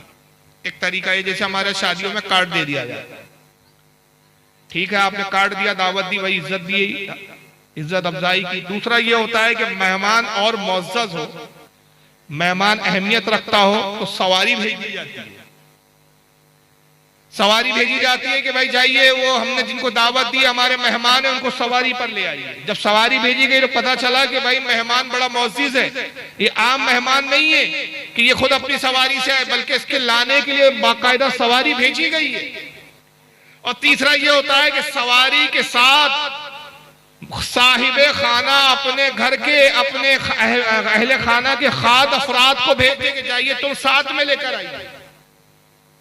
तो पता चला कि भाई मेहमान और ज्यादा मुअज़्ज़ज़ है कि सवारी भी भेजी गई, दावत भी भेजी गई, पैगाम भी भेजा गया, और लाने के लिए घर के मुअज़्ज़ज़ तरीन अफराद को भी भेजा गया। तो नबी पाक सल्लल्लाहु अलैहि वसल्लम आम मेहमान नहीं है, परवरदिगार आलम के सबसे अजीम है। तो रब तबारक व तआला ने पैगाम भी भेजा कि महबूब तुमने इस रात में मेराज करवानी है। फिर अपने खास फरिश्तों में तमाम फरिश्तों के सरदार जिब्रील और उनके साथ 50,000 फरिश्तों को भी भेजा, और साथ में बुराक की सवारी भी भेजी, ताकि मेरे महबूब को बड़े इज्जत और एहतराम के साथ लाया जाए। जब जिब्रील आते हैं, देखते हैं कि सरकार सल्लल्लाहु अलैहि वसल्लम आराम फरमा रहे हैं। ये भी बड़ी अजीब हिकमत थी कि रोजाना आप रात भर जागा करते थे, इतना जाग के इबादत करते हैं कि बुखारी शरीफ की हदीस है, हज़रत उम्मुल मोमिनीन आयशा सिद्दीका फरमाती है कि हुजूर रात भर इतनी इबादत में मशगूल होते हैं कि आपके पाए मुबारक में, आपके पैर शरीफ में वरम आ जाता, पैर फूल जाते, बाज़ औक़ात फट पड़ते और उसमें से खून मुबारक जारी हो जाता। हज़रत आयशा कहती है, मैं अर्ज़ करती या रसूलुल्लाह सल्लल्लाहु तआला अलैहि वसल्लम, आप तो अल्लाह के महबूब बंदे हैं, अल्लाह ने आपके तुफैल में आपके उम्मतियों के गुनाह को बख्श दिया, आप क्यों इतनी तकलीफ उठाते हैं? हुजूर फरमाते हैं, आयशा अल्लाह ने तमाम फरिश्तों का मुझे सरदार बना दिया, क्या मैं उसका शुक्र अदा ना करूं? वाह वाह। तो शुक्र में नबी पाक रात रात भर इबादत करते। लेकिन अजीब बात है कि जब मेराज की रात थी तो उस रात आप आराम कर रहे हैं, तो इसमें हिकमत क्या थी? हिकमत ये थी कि हुजूर जानते थे कि आने वाले जमाने में कुछ लोग ऐसे आएंगे कि जिब्रील वही लाते अल्लाह की तरफ, तो इस बुनियाद पर जिब्रील को मेरा उस्ताद बता देंगे। तो आज मैं वाज़े कर दूं कि उस्ताद और शागिर्द में क्या फर्क है, कौन किसका शागिर्द है, कौन किससे अफजल है। तो कहीं ऐसा ना हो कि जिब्रील को मुझसे अफजल करार दे दिया जाए, जिब्रील को मेरा उस्ताद कह दिया जाए कि भाई जिब्रील ही तो वही लाते थे, अगर जिब्रील वही ना लाते तो हुजूर को क्या इल्म होता, हुजूर को क्या पता चलता? तो सारे उलूम के देने वाले जिब्रील है। तो आज रसूल ने चाहा कि मैं जिब्रील की हैसियत बता दूं और अपना मकाम बता दूं, तो आप कसदन आराम फरमाते हैं। जिब्रील अलैहिस्सलाम देखते हैं कि हज़रत नबी पाक सल्लल्लाहु अलैहि वसल्लम आराम कर रहे हैं, आंखें बंद है, हालांकि आप सोए नहीं है। इसलिए कि सही बुखारी की एक दूसरी हदीस है, हुजूर फरमाते अंबिया सोते नहीं है, अंबिया की आंखें बंद होती है, दिल बेदार होता है। आप जिब्रील का आना भी देख रहे हैं, जिब्रील के साथ फरिश्तों को भी देख रहे हैं, सिर्फ आंखें बंद है आपकी, आपका दिल देख रहा है, दिल बेदार है। जिब्रील ने देखा रसूलुल्लाह आराम कर रहे हैं, ख्याल आता है हुजूर को बेदार करता हूं, उठाता हूं, हुजूर की नींद में खलल आता, हुजूर के आराम में खलल आएगा, बेअदबी हो जाएगा। अंदाजा लगाइए, जो जिब्रील फरिश्तों का सरदार होकर नबी को बेदार करने में भी बेअदबी समझे, कितना बदबख्त हुआ है कि खुलकर बड़ी बड़ी गुस्ताखियां कर देते हैं और फिर भी कहते हैं कि हम गुस्ताख नहीं है और ये गुस्ताखी नहीं, एहसास तक नहीं होता गुस्ताखी। फिर दूसरा ख्याल आता है कि अल्लाह ताला ने हुक्म दिया मेरे महबूब को मेराज पर लाओ, अगर नहीं ले जाता हूं तो अल्लाह के हुक्म की हुक्मदोली होती है। कश्मकश में है तो रब से अर्ज करते हैं मालिक कायनात तेरा महबूब आराम कर रहा है, ए परवरदिगार मैं क्या करूं, तू ही हुक्म फरमा। अल्लाह फरमाता है जिब्रील हमने जो तुम्हारी आंखों में ठंडक रखी है, ये जो काफूरी आंखें पैदा की है जिसमें बड़ी ठंडक है, अपनी आंखों को हमारे महबूब के तलवों पर मस करो, सुभान अल्लाह, सुभान अल्लाह, ताकि उस ठंडक के एहसास से हमारे महबूब जो है वो बेदार हो जाए। जिब्रील ने वैसा ही किया, अपने सर को और अपनी आंखों को रसूलुल्लाह के तलवे पर रख दिया और मस करने लगे, गोया बता दिया और हुजूर ने जाहिर कर दिया कि देखो आज जिब्रील का दर्जा और मकाम देख लो और मेरा दर्जा और मकाम देख लो, कि जहां मेरे पैर है जिब्रील का सर है, तो गोया जहां जिब्रील की इंतहा है वहां से मेरी इब्तिदा है। वाह वाह। और देख लो कि कौन उस्ताद है और कौन शागिर्द है। गर्ज के जिब्रील अलैहिस्सलाम ने अपनी काफूरी और ठंडी वाली आंखों को, ठंडक वाली आंखों को नबी के तलवों पर मस किया, सरकार बेदार। कहा जिब्रील कैसे आना हुआ? या रसूलुल्लाह अल्लाह ने मेराज का आपको हुक्म दिया, अल्लाह चाहता है कि आज को अपनी कुदरत के अजायबात दिखाएं, आसमानों की सैर करवाएं, फरिश्तों से मुलाकात करवाएं, अंबिया से मुलाकात करवाएं, जन्नत और दोज़ख का नजारा करवाएं, और अल्लाह अपना दीदार करवाना चाहता है, आपकी मुलाकात को पसंद करता है। सरकार उठ जाते हैं, वुजू फरमाते हैं। तफसीलात है कि फिर शक सद्र हुआ आपका, इसकी बड़ी तफसीलात है, तो वक्त नहीं है। हरम में आके आप 2 रकात नमाज शुक्राने की पढ़ते हैं और बुराक पर आप सवार होते हैं। बुराक क्या है? अरबी जबान का लफ्ज है बुराक, ये लफ्ज बना है बर्क से। बर्क के मायने होते हैं बिजली। बिजली कौन सी है? देखे ना आपने, जब बारिश होती है, बादलियां छाती है तो बिजली कूदती है, इसी को बिजली कहा जाता है, इसी को अरबी में कहते हैं बर्क, और उसी से लफ्ज बना है बुराक, रोशनी। और ये भी एक खास बात है कि बिजली को बिजली कहना या बुराक बर्क कहना, ये सबसे पहले इसका नाम देने वाले अरब है। यानी इसको बुराक इसलिए कहा कि ये बिजली की तरह तेज रफ्तारी से चलने वाली वो थी। खुद अल्लाह के नबी सल्लल्लाहु अलैहि वसल्लम फरमाते हैं कि बुराक एक ऐसी सवारी थी कि जिसका जिस्म घोड़े की मानिंद था और शक्ल इंसानों की तरह थी। खूबसूरत घोड़े की मानिंद, चमकदार और रोशनी, जिसकी रोशनी से आसपास के सारे इलाके रोशन हो गए। और उसकी रफ्तार का यह आलम दाका फरमाते हैं कि जहां उसकी निगाह पड़ती थी वहां उसका पहला कदम पड़ता। ये उसकी रफ्तार का आलम। दुनिया में रोशनी की रफ्तार क्या है? जिब्रील अलैहिस्सलाम बुराक की लगाम और रिकाब पकड़े हुए, अगर जिब्रील उसकी लगाम को ना पकड़े तो पहली ही निगाह में बुराक जमीन से पहले आसमान पर, दूसरी निगाह में दूसरे और तीसरे, यानी लम्हा जितना अरसा हुआ है उसको तो काउंट कर ही नहीं सकते, गिन ही नहीं सकते, उससे भी कम अरसे में बुराक लेके चला जाए।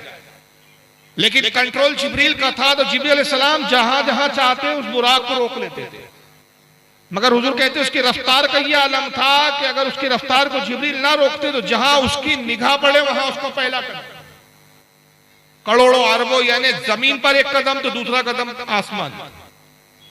हमारी दुनिया की रोशनी की रफ्तार क्या है? और बुराक तो अल्लाह ताला ने मखसूस मेराज के लिए पैदा फरमाई। सूरज हमसे, हमारी जमीन से 109 गुना बड़ा है। कितना बड़ा है? 109। यानी ऐसी हमारी 109 जमीनें और जमा की जाए तो एक सूरज के बराबर है। फिर ये सूरज हमारी जमीन से कितनी दूरी पर है? साइंसदान कहते हैं 14 करोड़ 96 लाख किलोमीटर हमारी जमीन से दूरी पर है। अल्लाह अल्लाह अल्लाह। कितना? 14 करोड़ 96 लाख किलोमीटर। अब वहां से सूरज से रोशनी की किरण निकलती है और हमारी जमीन पर आती है, तो एक जमीन की, एक फोटोन की, एक किरण की, एक हिस्से की जो रफ्तार होती है, रोशनी की रफ्तार को जो कहा गया कि सूरज से एक किरण निकली और जमीन तक पहुंची तो उसको लगते हैं 8 मिनट 3 सेकंड। ये रोशनी की रफ्तार का ये आलम है। ये जबकि बुराक के मुकाबले में कम तर रोशनी है। सूरज की रोशनी का ये आलम है कि सूरज से एक रोशनी अपनी जगह से निकली और जमीन तक पहुंची तो उसको वहां से लेकर 14 करोड़ 96 लाख का किलोमीटर का सफर 8 मिनट 3 सेकंड में तय कर लेती है। और इसकी रफ्तार क्या होती है? रोशनी की रफ्तार किस स्पीड से चलती है?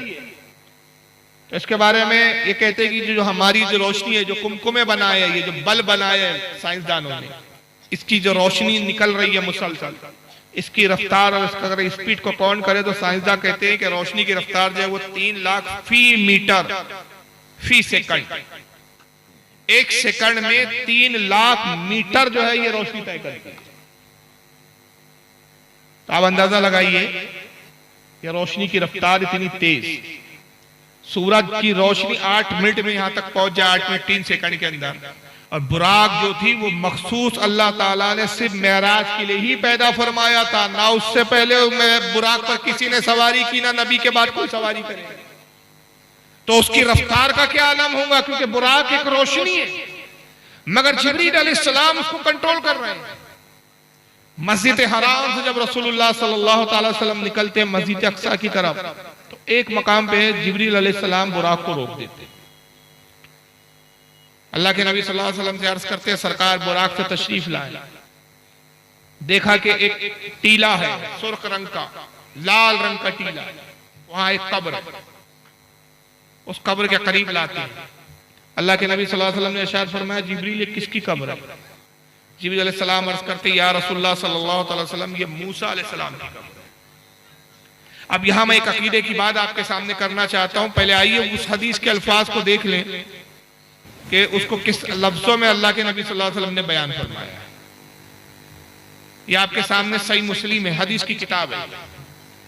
कुरान के बाद सबसे अफजल तरीन जो किताब मानी जाती है हमारे यहाँ बुखारी, और बुखारी के बाद सही मुस्लिम। सही मुस्लिम है किताबुल फजाइल बाब फजाइल मूसा, हदीस नंबर 6051। उस मंजर को रसूलुल्लाह यूं बयान फरमाते हैं, अनस इब्न मालिक अन्ना रसूलुल्लाह सल्लल्लाहु अलैहि वसल्लम काल, हजरत अनस इब्न मालिक रिवायत करते हैं कि रसूलुल्लाह सल्लल्लाहु अलैहि वसल्लम ने इरशाद फरमाया, मररतु अला मूसा लैलतु उसरिया बी इंदल कसीबिल अहमर व हुवा काइमुन युसल्ली फी कब्रिही। हुजूर फरमाते हैं कि शबे मेराज मैं सुर्ख टीले के पास आया जहां मूसा की कब्र थी, तो मैंने देखा कि मूसा अपनी कब्र में खड़े हैं और नमाज पढ़ रहे हैं। और ये हदीस किस किताब में है? मुस्लिम शरीफ में। मुस्लिम की कोई हदीस ज़ईफ नहीं है, और फिर ये हदीस सिर्फ मुस्लिम में नहीं है, ये नसाई के अंदर भी इमाम नसाई ने लिखा, सुनन नसाई में। इमाम अब्दुल रज़्ज़ाक़ ने इसको मुस्नद अब्दुल रज़्ज़ाक़ में लिखा। इमाम अहमद इब्न हम्बल ने इसको मुस्नद अहमद में लिखा। इमाम इब्न हिब्बान ने अपनी सहीह इब्न हिब्बान में लिखा। ये सब हदीस की किताबों के नाम है। तबरानी ने अल माजुमुल औसत में लिखा। इमाम अबू नुएम ने इसको हिलियतुल औलिया में लिखा। इमाम बहकी ने अपनी किताब हयातुल अंबिया में लिखा। इमाम बज़्ज़ार ने अपनी किताब मुस्नदुल बज़्ज़ार में लिखा। इमाम अबू याला ने इस हदीस को मुस्नद अबी याला में लिखा। इसी हदीस को इमाम दैलवी ने मुस्नदुल फिरदौस में लिखा। इमाम बगवी ने इसको शरह सुन्ना अपनी हदीस की किताब में लिखा। मुतअद्दिद हदीस की किताब है जिसमें सब मुहद्दिसीन ये रिवायत लिखते आ रहे हैं और सबकी सनद सही है कि हुजूर कहते हैं, जब मैं मूसा की कब्र पर आया और जब मैंने मूसा को देखा तो मूसा अपनी कब्र में खड़े थे, नमाज पढ़ रहे थे। तो जब मूसा नबी के गुलाम है, वो अपनी कब्र में सैकड़ों साल गुजरने के बावजूद कई सदियां गुजर गई, हुजूर और उनके दरमियान में कई सदियों का फासला है। जब मूसा अपनी कब्र में 30 सदियों के बाद जिंदा भी है, हयात भी है, खड़े होकर नमाज भी पढ़ रहे हैं, तो हमारे मुस्तफा जो मूसा के भी आका है वो अपनी कब्र में जिंदा नहीं होंगे? अल्लाह अल्लाह, क्या कहने, क्या कहने। मगर अकीदा क्या दिया जा रहा है आज? नबी पाक सल्लल्लाहु अलैहि वसल्लम अपनी कब्र में मरकर मिट्टी में मिल चुके, और फिर भी ये अकीदा रखने वाले, बयान करने वाले कहते हैं कि हमने नबी की कहां गुस्ताखी की है, हम तो नबी की सुन्नतों पे चलते हैं, हम तो नबी को मानते हैं। और हदीसों में ऐसे ऐसे अटकले और अकल के घोड़े दौड़ाते हैं, नबी के मुकाबले में अपनी बातों को पेश करते हैं। यहां देखिए एक लफ्ज आया है, ये बड़ा काम का है, वाह हुआ कायमुन। मैंने देखा ये मूसा क्या है, कायमुन, खड़े हैं। मुर्दे खड़े होते हैं कि लेटे होते हैं? खड़ा कौन होता है, मुर्दा के जिंदा? जिंदा। कायमुन, खड़े थे, और खड़े होकर क्या कर रहे थे? युसल्ली, नमाज पढ़ रहे थे। नमाज पढ़ने के लिए रूह चाहिए, जिस्म चाहिए, तभी तो अरकान अदा हो। मगर इस पर मौलवी जी कैसे अटकलें लगाते हैं, आइए जरा एक मौलवी साहब को सुन लीजिए। उन्होंने युसल्ली का तर्जुमा बड़ा अजीब और गरीब किया है, क्योंकि हदीस में, एक दूसरी हदीस में युसल्लून के भी लफ्ज आए हैं, और तमाम अंबिया के लिए ऐसे। मूसा की खासियत नहीं है कि मूसा अपनी कब्र में जिंदा है। आका फरमाते अल अंबिया अहयाउन फी कुबूरिहिम युसल्लून, अंबिया अपनी कब्रों में जिंदा होते हैं और नमाज पढ़ते हैं। हर नबी नमाज पढ़ते हैं। अब युसल्लून भी आया है हदीस के अंदर। अब ये मौलवी साहब, इनका नाम तो मुझे नहीं पता, लेकिन है ये वहाबी फिरके से, जरा इनको सुनिए। आज की नशिस्त में हमारा सबसे पहला सवाल शेख से है कि क्या अंबिया अलैहिमुस्सलातु वस्सलाम अपने कब्रों में जिंदा हैं और वो नमाज पढ़ते हैं? एक हदीस इस माना की मुस्लिम शरीफ में और दीगर किताबों में आती है। देखिए मुस्लिम का हवाला दे रहा है वो, जो हदीस मैंने आपको अभी दिखाई और पढ़ी है, मगर उसमें देखो अपने अकल के घोड़े कैसे दौड़ाएंगे। उनफी कुबूरिहिम, एक हदीस में रसूल अकरम सल्लल्लाहु अलैहि वसल्लम ने इरशाद फरमाया कि मैं जब मेराज की शब में गया तो मैंने देखा हजरत मूसा अलैहिस्सलातु वस्सलाम अपनी कब्र में नमाज पढ़ रहे हैं। आमतौर पर यही तर्जुमा उसका किया जाता है। अंबिया किराम अपनी कब्रों में जिंदा हैं और नमाज पढ़ते हैं। नमाज पढ़ते हैं, ये तर्जुमा किया युसल्लून का, और जिन लोगों ने ये तर्जुमा किया वो ज्यादातर मशहूर हो गया है और सारे लोग यही तर्जुमा करते हैं। ये भूल जाते हैं कि युसल्लून का तर्जुमा यही हो, ये मुतय्यन हो, ऐसा नहीं है, क्योंकि सलात के माने दुआ के हैं अरबी में, तो सारे लोग यही तर्जुमा करते हैं। ये भूल जाते हैं कि युसल्लून का तर्जुमा यही हो, ये मुतय्यन हो, ऐसा नहीं है, क्योंकि सलात के माने दुआ के हैं अरबी में। तो हजरत मूसा अलैहिस्सलातु वस्सलाम को रसूल अकरम सल्लल्लाहु अलैहि वसल्लम ने देखा कि दुआ मांग रहे हैं। अंबिया किराम अपनी कब्रों में दुआ मांगते हैं। युसल्ली के मतलब ऐसे ही नमाज पढ़ते हैं। ये नमाज क़याम, रुकू और फिर सजदा, ये नमाज दीगर अंबिया किराम अलैहिमुस्सलातु व तस्लीम की शरीयतों की नमाज की मुताबिकत के साथ दुरुस्त नहीं, यानी ऐसी ही उनकी नमाजें नहीं थी जैसे हमारी शरीयत में नमाज है। तो लिहाजा ये तस्वर कायम कर लेना कि ऐसे ही नमाज पढ़ते हैं वो, ये दुरुस्त नहीं। यानी युसल्लून का जो तर्जुमा आमतौर से किया जाता है, उलमा हजरात करते हैं, उसमें लोगों की गलती पाई। जी गलती है, वहां से उनको गलत फहमी लगी है। अब ये आज के 14 साल के नमूने को देख लीजिए, कहता है उलमा जो ये तर्जुमा करते हैं वो गलत है, और आज तक यही तर्जुमा होते आ रहा है।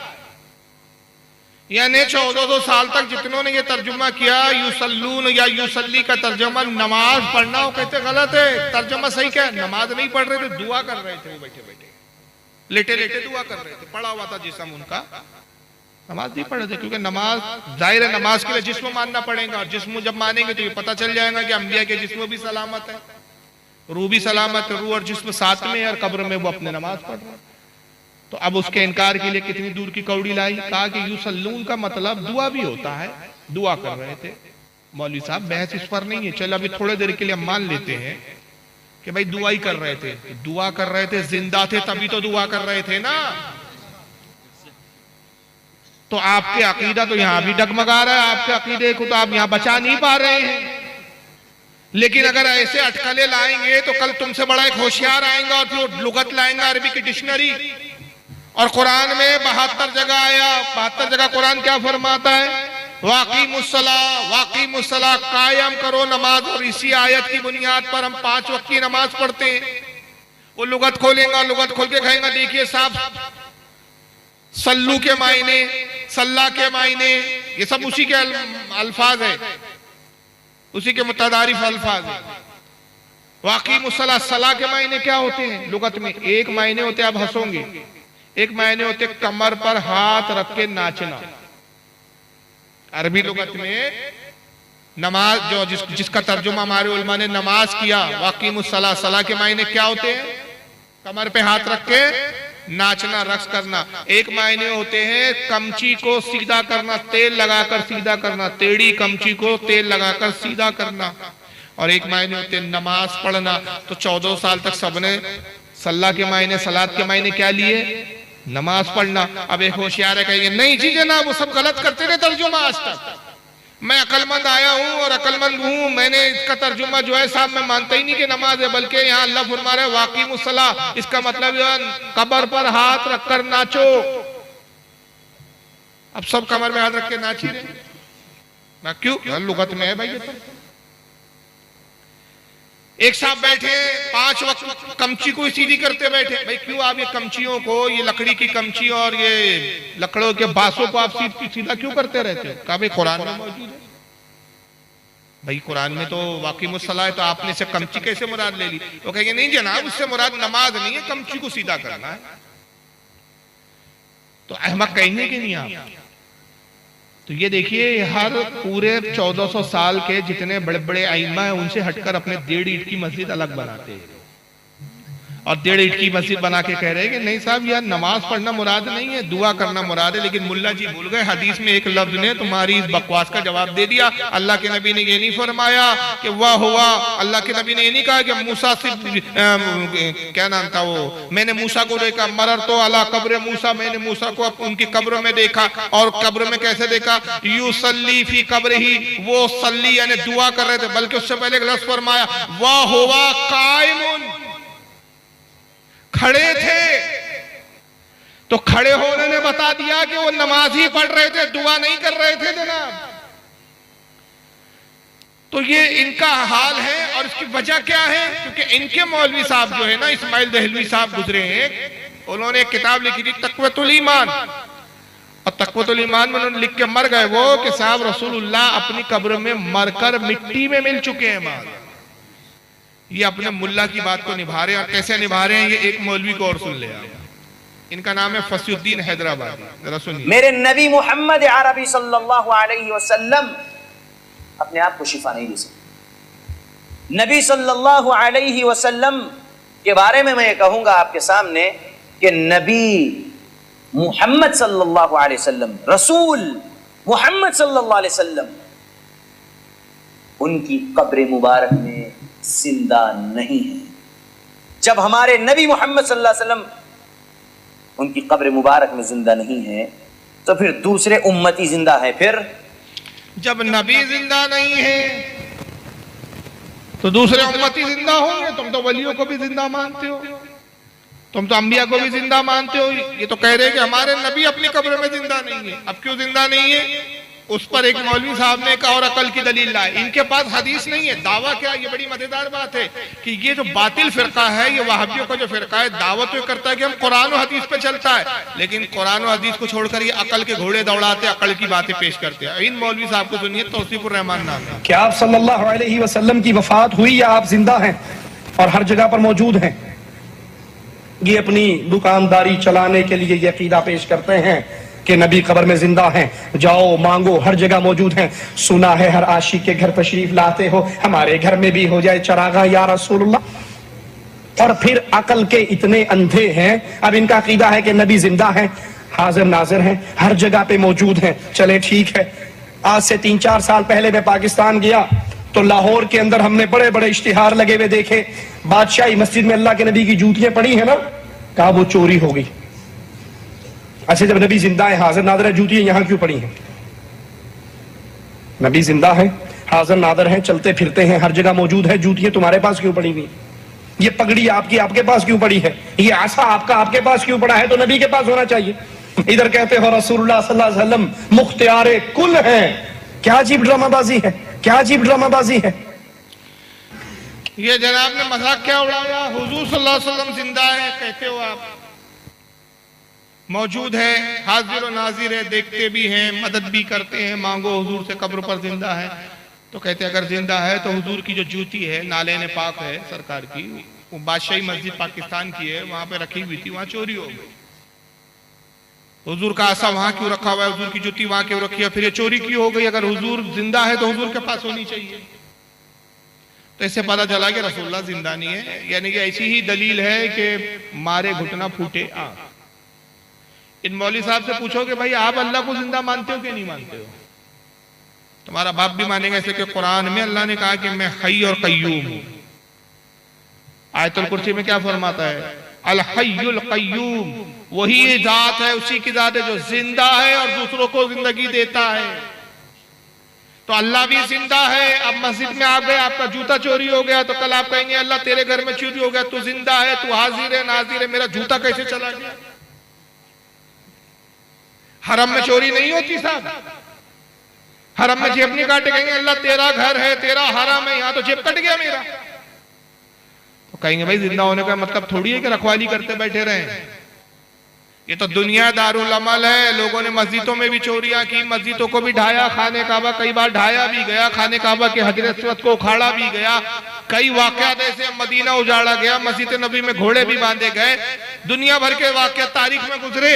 मगर इसका ये मतलब नहीं है माज़अल्लाह कि अल्लाह बेख्तियार है, कुदरत नहीं रखता, अल्लाह हाजिर नहीं है, नाजिर नहीं है, या रब तबारक व तआला जो है जिंदा नहीं है। माज़अल्लाह इससे साबित होता नहीं। तो तुमको नबी को अगर मुर्दा डिक्लेयर करना है, तो अगर तुम वाकई सच्चे हो और अपनी अम्मी का दूध नोश किया है, तो हदीस लाओ ना कि किसी हदीस में नबी ने कहा हो कि नबी अंबिया मरकर मिट्टी हो चुके हैं, मैं भी अपनी कब्र में मरने के बाद जिंदा नहीं रहूंगा। ऐसी हदीस लाओ भाई। अकल के घोड़े क्यों लाते हो? तो लाते अकल के घोड़े, दावा है भाई इस्लाम पर चलते हैं हम, कुरान और हदीस को मानते हैं। अब ये मौलवी साहब उल्टा हम पे फतवा लगा रहे हैं। महराज रब्बानी साहब को सुनिए, इनका नाम है मौलाना महराज रब्बानी। अल्लाह के नबी मर गए, अल्लाह के नबी मर गए, कब्र अल्लाह के नबी बोलो। और जो ये अकीदा न रखे वो काफिर है। इसलिए कि अबू बकर सिद्दीक का ये बयान है कि नबी करीम सल्लल्लाहु अलैहि वसल्लम मर चुके हैं। हजरत उमर का बयान है कि नबी मर चुके हैं। उस्मान गनी का अकीदा है कि नबी मर चुके हैं। अली का अकीदा है कि नबी मर चुके हैं। फातिमा आयशा अज़वाज मुतहरात का ये अकीदा है कि नबी करीम सल्लल्लाहु अलैहि वसल्लम वफात पा चुके हैं। नबी करीम सल्लल्लाहु अलैहि वसल्लम जिंदा बोलो। जो जिंदा माने वो काफिर है, जो जिंदा माने वो कौन है? वो मुसलमान नहीं है। अब दो बातें देखिए, जो नबी को जिंदा माने वो काफिर है, मुसलमान नहीं है। फिर ये कहते हैं हम किसी को तो बुरा बोलते ही नहीं। ये पूरी सुन्नियों को काफिर के फतवे ठोके जा रहे हैं, लेकिन इतने साई सूदे कि हम तो बोलते ही नहीं, हम तो किसी को कुछ बोलते ही नहीं, हम तो सबको मुसलमान समझते हैं। अरे शर्म आनी चाहिए, बेगैरती की भी हद होती है। दलील कुछ नहीं है। कहते हैं नबी पाक सल्लल्लाहु अलैहि वसल्लम का मरकर मिट्टी मर गए, खत्म हो गए, कब्र में अपनी हुजूर जिंदा नहीं है। हुजूर कब्र में जिंदा नहीं है तो भी क्या है? मिट्टी है, खत्म, कुछ भी नहीं है कब्र में। और ये अकीदा किसका है? खबीस कहता है अबू बकर सिद्दीक का अकीदा है, हजरत उमर का है। कोई हदीस पेश की तूने कि अबू बकर ने कहा हो कि नबी मर गए, मिट्टी हो गए? हजरत उमर का, बल्कि हदीसों में क्या आता है, रिवायतों में क्या आता है, इमाम जलालुद्दीन सयूती ने अल-खसाइसुल कुबरा में लिखा, इसको बहुत सारे उलमा ने लिखा, कई हवाले मेरे पास, कि जब अबू बकर सिद्दीक के विसाल का वक्त करीब आया तो हजरत अली को आपने बुलाया, एक रिवायत में आया हजरत उमर को बुलाया, कहा कि मेरी आखिरी वसीयत और नसीहत ये है, मेरी बड़ी ख्वाहिश है कि मुझे रसूलुल्लाह के पहलू में दफन किया जाए। तो अली मैं चाहता हूं कि आप मुझे गुस्ल देना, आप ही मेरी नमाज जनाजा पढ़ाना और उसके बाद रसूल के रोजे पर मेरे जनाजे को ले जाना और हुजूर से इजाजत तलब कर लेना। अगर हुजूर इजाजत दे तो मुझे हुजूर के पहलू में दफन करना, हुजूर इजाजत ना दे तो फिर जन्नतुल बकी आम कब्रिस्तान में दफन कर देना। मौला अली खुद इस हदीस के रावी कहते हैं हमने गुस्ल दिया, नमाज जनाजा पढ़ी और उसके बाद हजरत अबू बकर सिद्दीक का जनाजा रसूल के रोजे पर लाए। सरकार के रोजे का दरवाजा बंद था, हमने दरवाजे को नहीं खोला, दरवाजे के बाहर से ही अर्ज किया गया या रसूलुल्लाह आपका रफीक गार, आपका अजीज तरीन महबूब सहाबी अबू बकर है, आपके पहलू में दफन होने की इजाजत चाहते, हुजूर इजाजत है या नहीं? रावी कहते हैं हमने देखा कि हुजूर की कब्र मुबारक का दरवाजा खुद ब खुद खुला और कब्र मुबारक से आवाज आई और रफीक को रफीक से मिला दो। तो अबू बकर का तो ये अकीदा था कि हुजूर जिंदा, इसलिए तो इजाजत मांग रहे हैं, इसलिए तो कह रहे हैं कि भाई इजाजत लेना, क्योंकि मैं जानता हूं हुजूर जिंदा है, सुनते भी हैं, इजाजत देने पर कुदरत भी रखते हैं। चलो हो सकता है कि कोई कहे कि साहब ये हदीस को हम नहीं मानते, चलो ये सही हदीस में आपको दिखा देता हूं। यह है सुनन इब्न माजा हदीस की किताब।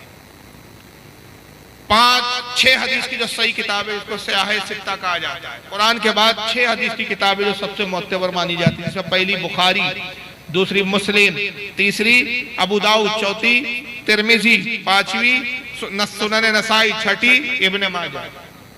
ये इब्न माजा है किताबुल जनाइज। अब बाब जिक्र वफाती व दफनी, हदीस नंबर 1637, हदीस नंबर सुनन इब्न माजा का 1637। अन अबी दरदा रदियल्लाहु ताला अन्हु काला काला रसूलुल्लाह सल्लल्लाहु अलैहि वसल्लम, हज़रत अबू दरदा से रिवायत है, अबू दरदा कहते हैं कि अल्लाह के रसूल सल्लल्लाहु अलैहि वसल्लम ने इरशाद फरमाया, अक्सरुस सलाता अलैया यौमिल जुमा, हुजूर ने कहा लोगों जुमे के दिन मुझ पर खूब खूब दुरूद शरीफ पढ़ा करो। क्यों? जो दुरूद जुम्मे के दिन मुझ पे ज्यादा पढ़ो। रोजाना तो पढ़ना ही चाहिए, ऐसा नहीं कि रोज मत पढ़ो, सिर्फ जुम्मे को पढ़ो, नहीं, जुम्मे पर कसरत से पढ़ो। जो कहते अक्सरुस सलाता, मुझ पे ज्यादा दुरूद भेजो। क्यों? फाइन्नहु मशहुदुन तशहुदुल मलाइका, इसलिए कि जुम्मे का वो दिन है कि इस दिन सबसे ज्यादा फरिश्ते मेरी बारगाह में हाजिर होते हैं।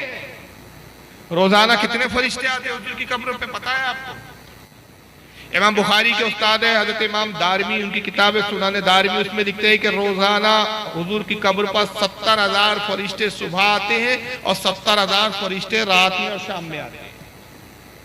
रोजाना 1,40,000 फरिश्ते हुजूर की ज़ियारत के लिए आते हैं। और एक फरिश्ता जो हुजूर की कब्र मुबारक पर एक बार आता है, कयामत तक दोबारा आना नसीब नहीं होगा। इतने फरिश्ते अल्लाह ताला के, कयामत तक दोबारा आना उसको नसीब नहीं होगा। तो रोजाना तो 70,000 सुबह 70,000 शाम आते हैं, लेकिन हुजूर फरमाते जुमे के दिन इनकी तादाद बढ़ जाती है। इसलिए जुमे में मुझ पे ज्यादा दुरूद शरीफ पढ़ोगे, फरिश्ते ज्यादा आते हैं।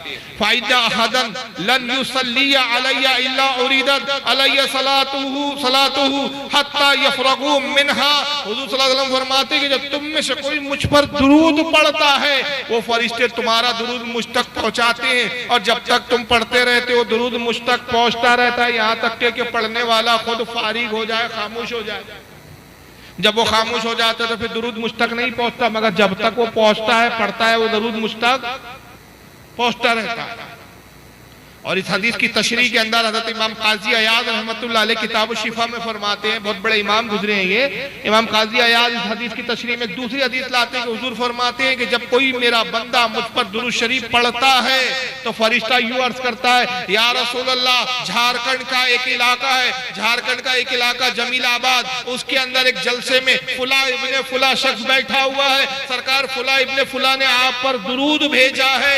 हुजूर फरमाते हैं जब फरिश्ता उस बंदे का नाम लेता है, मेरे उस उम्मती का नाम बताता है, उसका इलाका और उसकी जगह बताता है, खुदा की कसम उस बंदे को मैं अपने कब्र से देखता भी हूँ, पहचानता भी हूँ, और मैं अपने उस उम्मती को ऐसे पहचानता हूँ जैसे बाप अपने बेटे को पहचानता है।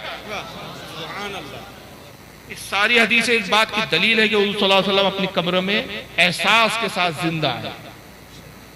तो यहाँ इस हदीस में हुजूर खुद कह रहे हैं जब तुम में से कोई मुझ पर दुरूद पढ़ता है, वो दुरूद मैं खुद सुनता रहता हूँ, यहाँ तक कि पढ़ने वाला फारिग हो जाए। अब आगे हदीस के खास अल्फाज सुनिए। काला कुल तो बादल मौत, हज़रत अबू दरदा कहते हैं हमने सवाल किया, या रसूलुल्लाह सल्लल्लाहु अलैहि वसल्लम क्या आप मौत के बाद भी दुरूद सुनोगे? अभी तो आप जिंदा है तो अभी जिंदगी की बात बता रहे, अभी आप दुरूद सुनते हैं क्योंकि आप जमीन पर हयात है, मरने के बाद भी आप सुनोगे? काला वादल मौत, फरमाया हाँ हाँ मैं मौत के बाद भी दुरूद सुनूंगा। इन्नल्लाह हर्रमा अलल अर्दी अन तक़ूला अज़्ज़ादल अंबिया अलैहिमुस्सलाम, इसलिए कि अल्लाह ने, बेशक अल्लाह ने जमीन पर हराम कर दिया है कि वो नबियों के जिस्मों को खाए। अल्लाह के नबी कब्रों में जिंदा होते हैं और उनको रिस्क दिया जाता है। अभी तो ये इनकार कर रहे थे, सल्ली का तर्जुमा युसल्ली का तर्जुमा इन्होंने दुआ कर दिया, रिस्क का तर्जुमा पता नहीं क्या करेंगे। अब यहाँ तो युर्जुक आ गया, फिर हय्युन भी लफ्ज आया, हय्युन यानी जिंदा, साफ लफ्ज आए कि अंबिया क्या होते अपनी कब्र में, नबीउल्लाह अल्लाह के नबी जिंदा है, हय्युन जिंदा है, युरज़क़ उनको रिस्क दिया जाता है, रिस्क खाते हैं। और यह हदीस सनद के एतबार से बिल्कुल सही है, किसी ने भी इसको ज़ईफ़ और कमजोर हदीस नहीं कहा। तो बहरहाल मेराज का वाक़या इस बात की भी दलील है कि हुज़ूर सल्लल्लाहु अलैहि वसल्लम ने मेराज में यह वाक़या बयान करके कि मैं मूसा की कब्र पर आया, मूसा की कब्र की मैंने ज़ियारत की और मूसा को मैंने कब्र में नमाज पढ़ते हुए देखा। ये गोया अकीदा दिया हुज़ूर सल्लल्लाहु अलैहि वसल्लम ने कि अंबिया मरने के बाद भी अपनी कब्रों में जिंदा होते हैं। तो जो अंबिया को मुर्दा समझते हैं उनका अकीदा मुर्दा है। और यहाँ पर हिकमत देखिए, आप मेराज में हुजूर मेराज पर जा रहे हैं तो मूसा की कब्र पर रोका। ये भी तो हो सकता था कि जिब्रील अलैहिस्सलाम वापसी में रसूलुल्लाह को वहां पर रोकते, मूसा की कब्र पर जाते हुए क्यों ले गए, रोका? तो जिब्रील ने रोककर वहां ज़ियारत क्यों करवाई? क्योंकि हम अभी तो आगे बैतुल मुक़द्दस आने वाला है। जिब्रील तो जानते हैं कि हुजूर बैतुल मुक़द्दस में अभी जब नमाज के लिए खड़े होंगे तो सारे अंबिया इकराम हाजिर होंगे और सब अंबिया इकराम की हुजूर जब इमामत करेंगे उन अंबिया में मूसा भी आएंगे, तो वहां भी मुलाकात होंगी मूसा अलैहिस्सलाम से। जिब्रील तो ये भी जानते हैं कि जब आसमानों में जाएंगे तो छठे आसमान पर मूसा अलैहिस्सलाम से वहां भी मुलाकात होंगी। तो अभी आगे तो 2 जगह और मुलाकात होनी है, तो कब्र में रोकने की जरूरत क्या है? तो जिब्रील की भी निगाह देख रही थी आने वाले जमाने में ऐसा फिरका आएगा जो कब्रों की ज़ियारत को शिर्क और बिद्दत बताएगा, जो कब्रों पे जाने को हराम कहेगा, जो कब्रों पे जाने वाले को मुसलमान नहीं समझेगा। तो जिब्रील ने रसूल की कब्र पर रोककर बता दिया कि देख लो कि मैं रोक इसलिए रहा हूं ताकि ये सनद और दलील कायम हो जाए कि सालेहीन की कब्रों की ज़ियारत के लिए ले जाना और ज़ियारत करवाना ये मेरी सुन्नत है और सालेहीन की कब्रों की ज़ियारत करना ये रसूलुल्लाह की सुन्नत है। और सफरे मेराज से ले जाते हुए आते हुए ज़ियारत ना करवा के ले जाते हुए इसलिए करवाई, इसलिए कि मेराज का सफर बड़ा मुकद्दस है। मेराज की हकीकत यह है कि रसूल का जो है अल्लाह का दीदार करना मकसूद है। हुजूर की हकीकी मेराज तो दीदार खुदाबंदी है। हुजूर की मेराज ये नहीं कि आप जन्नत देखे, हुजूर की मेराज ये नहीं कि आप फरिश्तों से मुलाकात करें, हुजूर की मेराज ये नहीं कि आप आसमानों की सैर करें, हुजूर की ये मेराज नहीं कि आप अंबिया से मिले, नहीं, हुजूर अंबिया से मिले, ये अंबिया की मेराज है। हुजूर फरिश्तों से मिले, ये फरिश्तों की मेराज है। हुजूर जन्नत गए, ये जन्नत की मेराज है। हुजूर ने देख दोज़ख को मुलाहिज़ा किया, ये दोज़ख की मेराज है। आप आसमानों में जा रहे हैं, आसमानों की मेराज है। हुजूर ने जब रब का दीदार किया, ये हुजूर की मेराज है। तो हुजूर की मेराज का असल मकसद क्या है? अल्लाह का दीदार। तो जब असल मकसद है तो ये होना चाहिए था कि जिब्रील से कहते हैं रसूलुल्लाह कि मुझे तो अपने रब से मिलना है, ऐ जिब्रील वापसी में देख लेंगे। जाते हुए क्यों? मैं चाहता हूं कि बहुत जल्द से जल्द अपने रब की बारगाह में पहुंच जाऊं, अपने रब का दीदार करूं। वापस आते हुए भी हम मूसा की कब्र को देख सकते हैं। हुजूर ने यहाँ ऐसा एतराज नहीं किया, हुजूर ने ये नहीं फरमाया। वजह क्या है? हुजूर भी एक सनद बनाना चाहते थे कि देखो मेराज का सफर बड़ा मुकद्दस और बड़ा अहम और कीमती है, तो मैं अपने उम्मतियों के लिए एक सनद और दलील बना दूं कि जब किसी अच्छे सफर के लिए निकलो तो अपने इलाके के बुजुर्ग की कब्र की ज़ियारत करते हुए निकलो। तो यही वजह है कि हमारे अहले सुन्नत में तरीका है कि हम हज के लिए भी जब निकलते हैं तो अपने इलाके के बुजुर्ग की कब्र की ज़ियारत करते हैं, फिर हज के लिए निकलते, ताकि उन बुजुर्गों की दुआएं भी हमारे साथ शामिल हैं। बहरहाल मूसा अलैहिस्सलाम की ज़ियारत हुजूर फरमाते जब नमाज से मूसा फारिग हुए मैंने उन्हें सलाम किया, उन्होंने जवाब दिया, मुख्तसर सी बातें हुई और फिर मैं आगे बढ़ा यहाँ तक कि बैतुल मुक़द्दस पहुंचे सरकार। और बैतुल मुक़द्दस में मुसल्ला बिछा हुआ था, 1,24,000 कमो बेश अंबिया इकराम मौजूद थे। और इस वाक़े ने, इस चीज ने यह भी साबित कर दिया कि हर नबी जिंदा है, इसलिए वो जिंदा थे तो सारे के सारे अंबिया इकराम वहां पर बैतुल मुक़द्दस में पहुंच गए थे, तशरीफ लाए, जिस्म के साथ आए थे। रूह और जिस्म साथ में थे, ऐसा नहीं था कि सिर्फ उनकी रूहें थी, जिस्म के साथ। इस ताल्लुक से दलीलों में हदीसें भी है लेकिन वक्त उतना नहीं। सिर्फ इमामत का मुसल्ला खाली है और अंबिया इकराम सफ़ों की शक्ल में बैठे हुए हैं। हर नबी जानते हैं कि आज इमामत का मकाम सिर्फ रसूल के लिए, कोई ऐसी जात इन अंबिया में नहीं कि जो अंबिया की इमामत कर सके। हुजूर फरमाते हैं कि मैंने देखा मुसल्ला खाली है, अंबिया सफ़ों में बैठे और नमाज में के लिए इंतजार।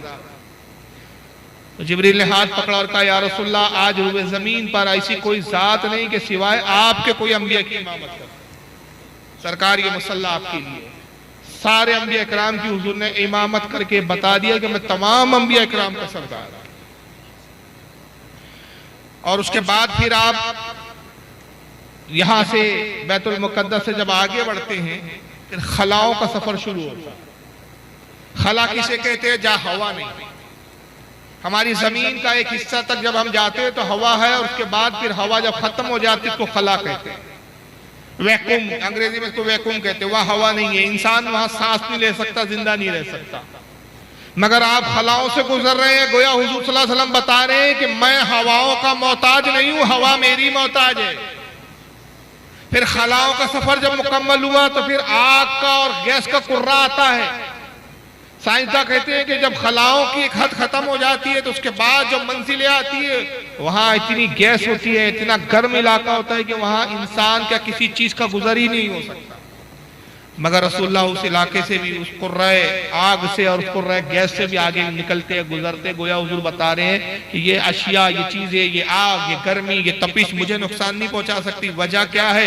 अल्लाह के रसूल खुद हदीस कुदसी है, अल्लाह के नबी फरमाते, मेरा रब फरमाता है, लौला कलमा खलक़तुल अफ़लाक, ऐ मेरे महबूब तुझे अगर पैदा करना मकसूद ना होता मैं इस कायनात को नहीं बनाता। सारी कायनात की तकलीफ हुजूर के नूर से हुई, तो ये सब हुजूर के नूर का जुज़ है, हुजूर के नूर का हिस्सा है, हुजूर का टुकड़ा है। तो पता चला कि हुजूर से इन चीजों को, हुजूर को तकलीफ नहीं, ये सारी चीजें बनने में मुस्तफा की मोहताज है, मुस्तफा इनके मोहताज नहीं। और ना हुजूर सल्लल्लाहु अलैहि वसल्लम हवाओं के मोहताज, ना सरकार सल्लल्लाहु अलैहि वसल्लम इतने कमजोर और नातवा कि आप आग के कुर्रे में जाके जलकर भस्म और खाक हो जाए। इसको भी आपने पार किया।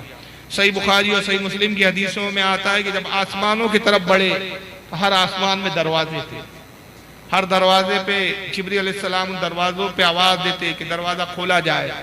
उस दरवाजे का मुहाफिज कहता है कि आप कौन, तारुफ की पेश कीजिए। तो जिब्रील कहते हैं मैं जिब्रील फरिश्तों का सरदार, अकेले आए हैं या साथ में कोई और है? तो जिब्रील अर्ज करते, इरशाद फरमाते कि मैं जिब्रील हूँ और मेरे साथ नबियों के सरदार मोहम्मद सल्लल्लाहु अलैहि वसल्लम। हुजूर फरमाते जब मेरा तारुफ पेश करते जिब्रील, दरवाजा खोल दिया जाता और फरिश्ता कहते मरहबा, नबियों के सरदार सैयदुल मुरसलीन की तशरीफ आवरी, खुशामदीद, मरहबा, सलाम करता फरिश्ता और कहते या रसूलल्लाह हमें हुक्म दिया गया कि किसी के लिए दरवाजा ना खोला जाए सिवाय आपके। इस हदीस से पता चला कि जिस वक्त हुजूर आसमानों में गए तो ये वो रास्ते थे जिन रास्तों से आमतौर पर फरिश्ते आते जाते नहीं थे, ये मखसूस रास्ते थे। और मखसूस आसमानों का वही रास्ता था जो रसूलुल्लाह के लिए अल्लाह ने मेराज के लिए खास तौर से मुतय्यन और तय्युन किया था। न हुजूर से पहले ही आसमान के दरवाजे खोले गए, न हुजूर के बाद खोले। यही वजह है कि फरिश्ते पूछ रहे हैं कि कौन है साथ। फिर आसमानों में जब गए तो आसमानों में अंबिया से आपकी मुलाकात का सिलसिला शुरू हुआ। पहले आसमान पे हजरत आदम से मुलाकात। अल्लाह के नबी फरमाते जब मैं आदम के करीब गुजरा, जिब्रील ने तारुफ कराया, या रसूलल्लाह ये आपके जद्द करीम, आपके बाप, तमाम इंसानों के बाप अबुल बशर आदम अलैहिस्सलाम। हुजूर कहते मैंने सलाम किया, आदम ने जवाब दिया, मरहबा का, खुशामदीद का, बगलगीर हुए, इस्तकबाल किया। फिर देखते हैं कि जब मैंने आदम को देखा तो देखा कि आदम अलैहिस्सलाम सीधी तरफ देखते हैं तो मुस्कुराते हैं, खुश होते हैं, फिर अपने उल्टी तरफ देखते हैं तो रोने लगते हैं। मैंने कहा आदम मैंने आपको देखा कि आप सीधी तरफ देखते हैं तो खुश होते हैं, मुस्कुराते हैं, फिर उल्टी तरफ देखते हैं आप तो गमगीन हो जाते हैं, रोते, इसकी वजह क्या है? तो जनाब आदम अलैहिस्सलाम अर्ज करते हैं कि या रसूलल्लाह है मेरे बेटे मोहम्मद, असल में मामला ये है कि जब मैं सीधी तरफ देखता हूँ तो मुझे अपने क़यामत तक की वो औलादें नजर आती है जो नेक और अच्छे अमाल करते हैं, अल्लाह ताला इन अमल के सबब इनको जन्नत अता करेगा। मैं उन्हें देखता हूँ तो खुश होता हूँ। तो जब मैं अपनी उल्टी तरफ देखता हूँ तो मुझे वो औलादें दिखाई देती है कि जो कयामत तक आएंगी और बदकारियां और गुनाह करेंगी और उन गुनाहों की वजह से अल्लाह ताला उनको जहन्नम में डालेगा। मैं उस तरफ देखता हूं तो गमगीन हो जाता हूं, रोता हूं। दूसरे आसमान पर हुजूर सल्लल्लाहु अलैहि वसल्लम तशरीफ ले जाते हैं, हजरत ईसा अलैहिस्सलाम और हजरत ज़करिया अलैहिस्सलाम से मुलाकात हुई। तीसरे आसमान पर जनाब यूसुफ अलैहिस्सलाम से मुलाकात हुई। चौथे पे हजरत इदरीस अलैहिस्सलाम थे। हर नबी से मुलाकात होती थी, तारुफ होता था, गुफ्तगू होती है, हर नबी आपका इस्तकबाल करता है, मरहबा कहता है। पांचवें आसमान पे हजरत हारून अलैहिस्सलाम से मुलाकात हुई। जब छठे आसमान पर पहुंचे तो जनाब मूसा अलैहिस्सलाम से मुलाकात। अब देखिए 3 मकाम थे मूसा अलैहिस्सलाम के। हुजूर बुराक पर हैं और मैंने बुराक की रफ्तार बताई कि बुराक कितनी तेज रफ्तारी से चलती थी, जहां उसकी निगाह है वहां कदम है। मैंने रोशनी, हमारी दुनिया की रोशनी की भी रफ्तार आपको बताई, 3 लाख फी किलोमीटर फी सेकंड, ये हमारे दुनिया की रोशनी की रफ्तार है। और बुराक इससे कई गुना ज्यादा तेज रफ्तार थी।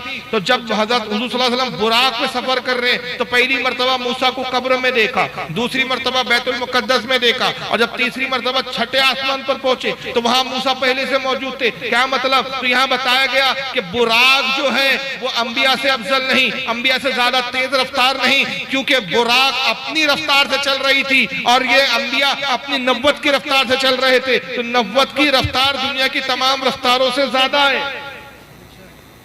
यही वजह है कि बुराक से पहले ही हजरत मूसा अलैहिस्सलाम पहुंचे। छठे आसमान में जब मूसा अलैहिस्सलाम से आपकी मुलाकात हुई, वहां भी सलाम व कलाम हुआ, और फिर जिब्रील वहां से लेकर 7वें आसमान पे पहुंचते। और 7वें आसमान जब खत्म होता है तो वो एक मकाम आता है जिसको कहा गया सिदरतुल मुंतहा। मुंतहा के मायने होते वो हद जहां लिमिट खत्म हो जाए, और सिदरा के मायने होते बेरी। बेर होते हैं ना जो खाते हैं, बेर बच्चे लोग बहुत खाते हैं। वहां एक दरख्त है बेरी का दरख्त, बेर का दरख्त, लेकिन उसके बेर हमारे दुनिया के बेरों की तरह नहीं है। नूरानी बेर है, खुशबूदार बेर है, और उनका साइज हमारे दुनिया में जितने बड़े मटके होते हैं, रसूलुल्लाह कहते हैं मैंने दुनिया में जिन मटकों में तुम पानी पीते हो उन मटकों के बराबर उन दरख्त में उस बेरों को देखो। वो दरख्त है, और वो दरख्त इस बात की निशानी है कि इससे आगे अब फरिश्तों की हदें नहीं है, फरिश्ते आगे नहीं जा सकते, फरिश्तों की आखिरी हद। वहां जिब्रील रुक जाता और अर्ज करते या रसूलुल्लाह इससे आगे अब आपको ही तशरीफ ले जाना है, इसलिए कि सरकार ये हमारी आखिरी हद है। खुदा की कसम मैं अगर बाल बराबर भी इस हद से आगे बढ़ूंगा तो तजल्लियात रब्बानी में जलकर राख हो जाऊंगा। अब यहां पर एक नुक्ता आप सुनते चले, जिब्रील की तख्लीक किस चीज से हुई? जिब्रील काय से बने? जिब्रील यानी फरिश्ता है, फरिश्तों की तख्लीक हुई है नूर से। नूर होने के बाद आप कहते हैं मैं जलकर राख हो जाऊंगा, और हुजूर सल्लल्लाहु अलैहि वसल्लम तो बशर है, मिट्टी से पैदा हुए। हम कहते हैं अहले सुन्नत का अकीदा ये है कि हुजूर की 2 हैसियतें, एक है कि हुजूर हकीकत में नूर है और जाहिरन बशर है, मगर एक तबका है कि जो हुजूर को सिर्फ बशर मानता है, नूर मानने के लिए तैयार नहीं। तो मेराज के सफर पे गौर व फिक्र करना चाहिए। मेराज के सफर का ये हिस्सा हुजूर की नूरानियत को और हकीकत को बहुत अच्छी तरह से वाज़ेह कर देता है। कि जिब्रील नूर होने के बाद कहते हैं मैं जलकर राख हो जाऊंगा, तो रसूलुल्लाह ये नहीं कहते जिब्रील तुम तो नूर हो, तुम जल जाओगे, तो मैं तो बशर हूं, मिट्टी का हार्ड मांस का बनाऊं, तो मेरा क्या होगा? अल्लाह के नबी ने ये नहीं फरमाया। ये भी नहीं कहा कि जिब्रील आगे के रास्ते से मैं वाकिफ नहीं, अब तक तो तुम गाइड बनकर चल रहे थे, तुम रास्ता दिखा रहे थे, तुम सैर करवा रहे थे, आगे अब अल्लाह मक्का की मंजिलें हैं, यहाँ की चीजों को तो मैं जानता नहीं, यहाँ के रास्तों से वाकिफ। हुजूर ने ये नहीं कहा। क्यों? इसलिए नहीं कहा कि हुजूर जानते हैं कि मेरे नूर की जब तख्लीक हुई तो मैं कुर्बे खासे खुदाबंदी कुद्दूस में था, मेरी मकाम अस्ल तो यही है, ये जगह मेरे लिए नहीं बल्कि पुरानी है, मेरा क़याम तो हजारों करोड़ों अल्लाह जाने कितने अरसे तक यही रहा है, मैं कुर्बे खास से खुदाबंदी में रहा हूं। तो इन रास्तों से रसूलुल्लाह खूब वाकिफ है। तो जिब्रील वहां रुक गए और रसूलुल्लाह आगे बढ़ गए। कितने बेवकूफ है वो लोग कि जो रुक गया उसको तो नूर मान रहे।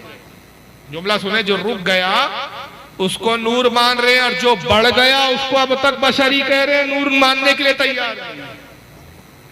तो अहमक है कि नहीं? और यहाँ पे एक बड़ी अजीम रिवायत मिलती है हमको। हज़रत इमाम अली बिन बुरहानुद्दीन हलवी एक बहुत बड़े आलिम व मुहद्दिस गुजरे, इमाम गुजरे हैं। इनकी किताब है सीरतुल हलविया, जिल्द नंबर 2 सफ़ा 120 है उसका। तो कहते हैं कि रसूलुल्लाह जिब्रील से फरमाते, जिब्रील तेरी कोई हाजत हो तो बयान कर ताकि मैं तेरी हाजत अल्लाह से अर्ज करूँ। पता चला कि हुजूर सल्लल्लाहु अलैहि वसल्लम जिब्रील के भी हाजत रवा है, और जिब्रील भी सुन्नी है कि हुजूर कह रहे तुझे कुछ मांगना हो तो मांग ले ताकि मेरे जरिए तुझे मिल जाए। तो जिब्रील ये नहीं कहते या रसूलल्लाह मैं तो सिदरतुल मुंतहा पे रहता हूँ, अल्लाह से बड़े करीब और कुर्ब का मामला है, मैं तो अल्लाह से डायरेक्ट मांगूंगा। जिब्रील भी डायरेक्ट की जरूरत नहीं करता। तो हुजूर ने कहकर कि मांग, जिब्रील क्या मांगते बता दिए कि मैं देने का दिलवाने का इख्तियार रखता हूँ, मैं रब से अर्ज करूं और रब ना फरमा दे, ऐसा हो नहीं सकता।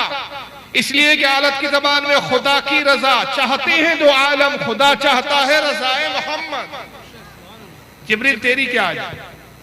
जिब्रील अर्ज करते या रसूलल्लाह, अल्लाह ताला ने आपके तुफैल मुझे फरिश्तों का सरदार बनाया है। सरकार हम फरिश्ते हमारे लिए ना मकान की हाजत, ना खाने की हाजत, ना पीने की हाजत, ना बीवी, ना बच्चे, हम तो इन चीज़ों और लवाजमात से परे हैं। हुजूर सिर्फ एक मेरी ख्वाहिश है, आप रब से मेरी तरफ से वही अर्ज करें। जिब्रील क्या ख्वाहिश है?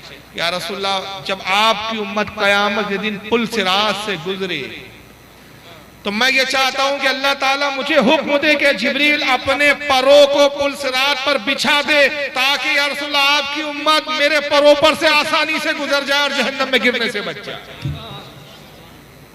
अल्लाह के नबी फरमाते, जिब्रील तुझे मेरी कितनी उम्मत का तुझे भी कितना ख्याल है, मैं अपने रब से जरूर अर्ज करूंगा। और इसी वाक़े को आला हज़रत यूं शेरों में डालते, अहले सिरात रूह, अहले सिरात रूह है, अहले सिरात रूह है, अमी को खबर करें जाती है उम्मत नबवी फर्श पर करें। और दूसरी जगह कहते हैं पुल से उतारो कि राह गुजर को खबर ना हो, जिब्रील पर बिछाएं तो पर को खबर हो।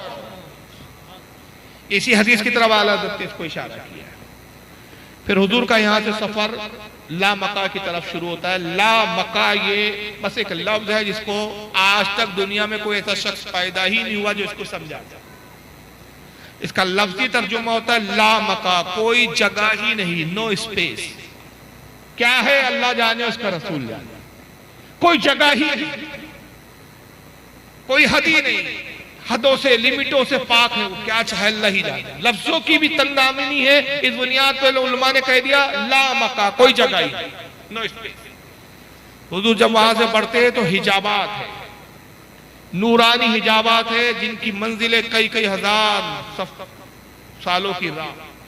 हुजूर फरमाते मैं आहिस्तगी के साथ बढ़ता रहा और एक एक हिजाब उठते रहे। हर हिजाब की राह 70,000 साल, यानी एक हिजाब की मोटाई, हिजाब कहते पर्दे को, पर्दे नूर के पर्दे थे, मैं उन नूर के पर्दों से गुजरता रहा। हर नूर का जो फासला था, मोटाई थी, वो कितनी थी? तुम्हारे दुनिया के एतबार से अगर तुम तेज रफ्तार घोड़े पर बैठो और सफर करो तो इस किनारे से उस किनारे पहुंचने के लिए 70,000 साल लग जाए।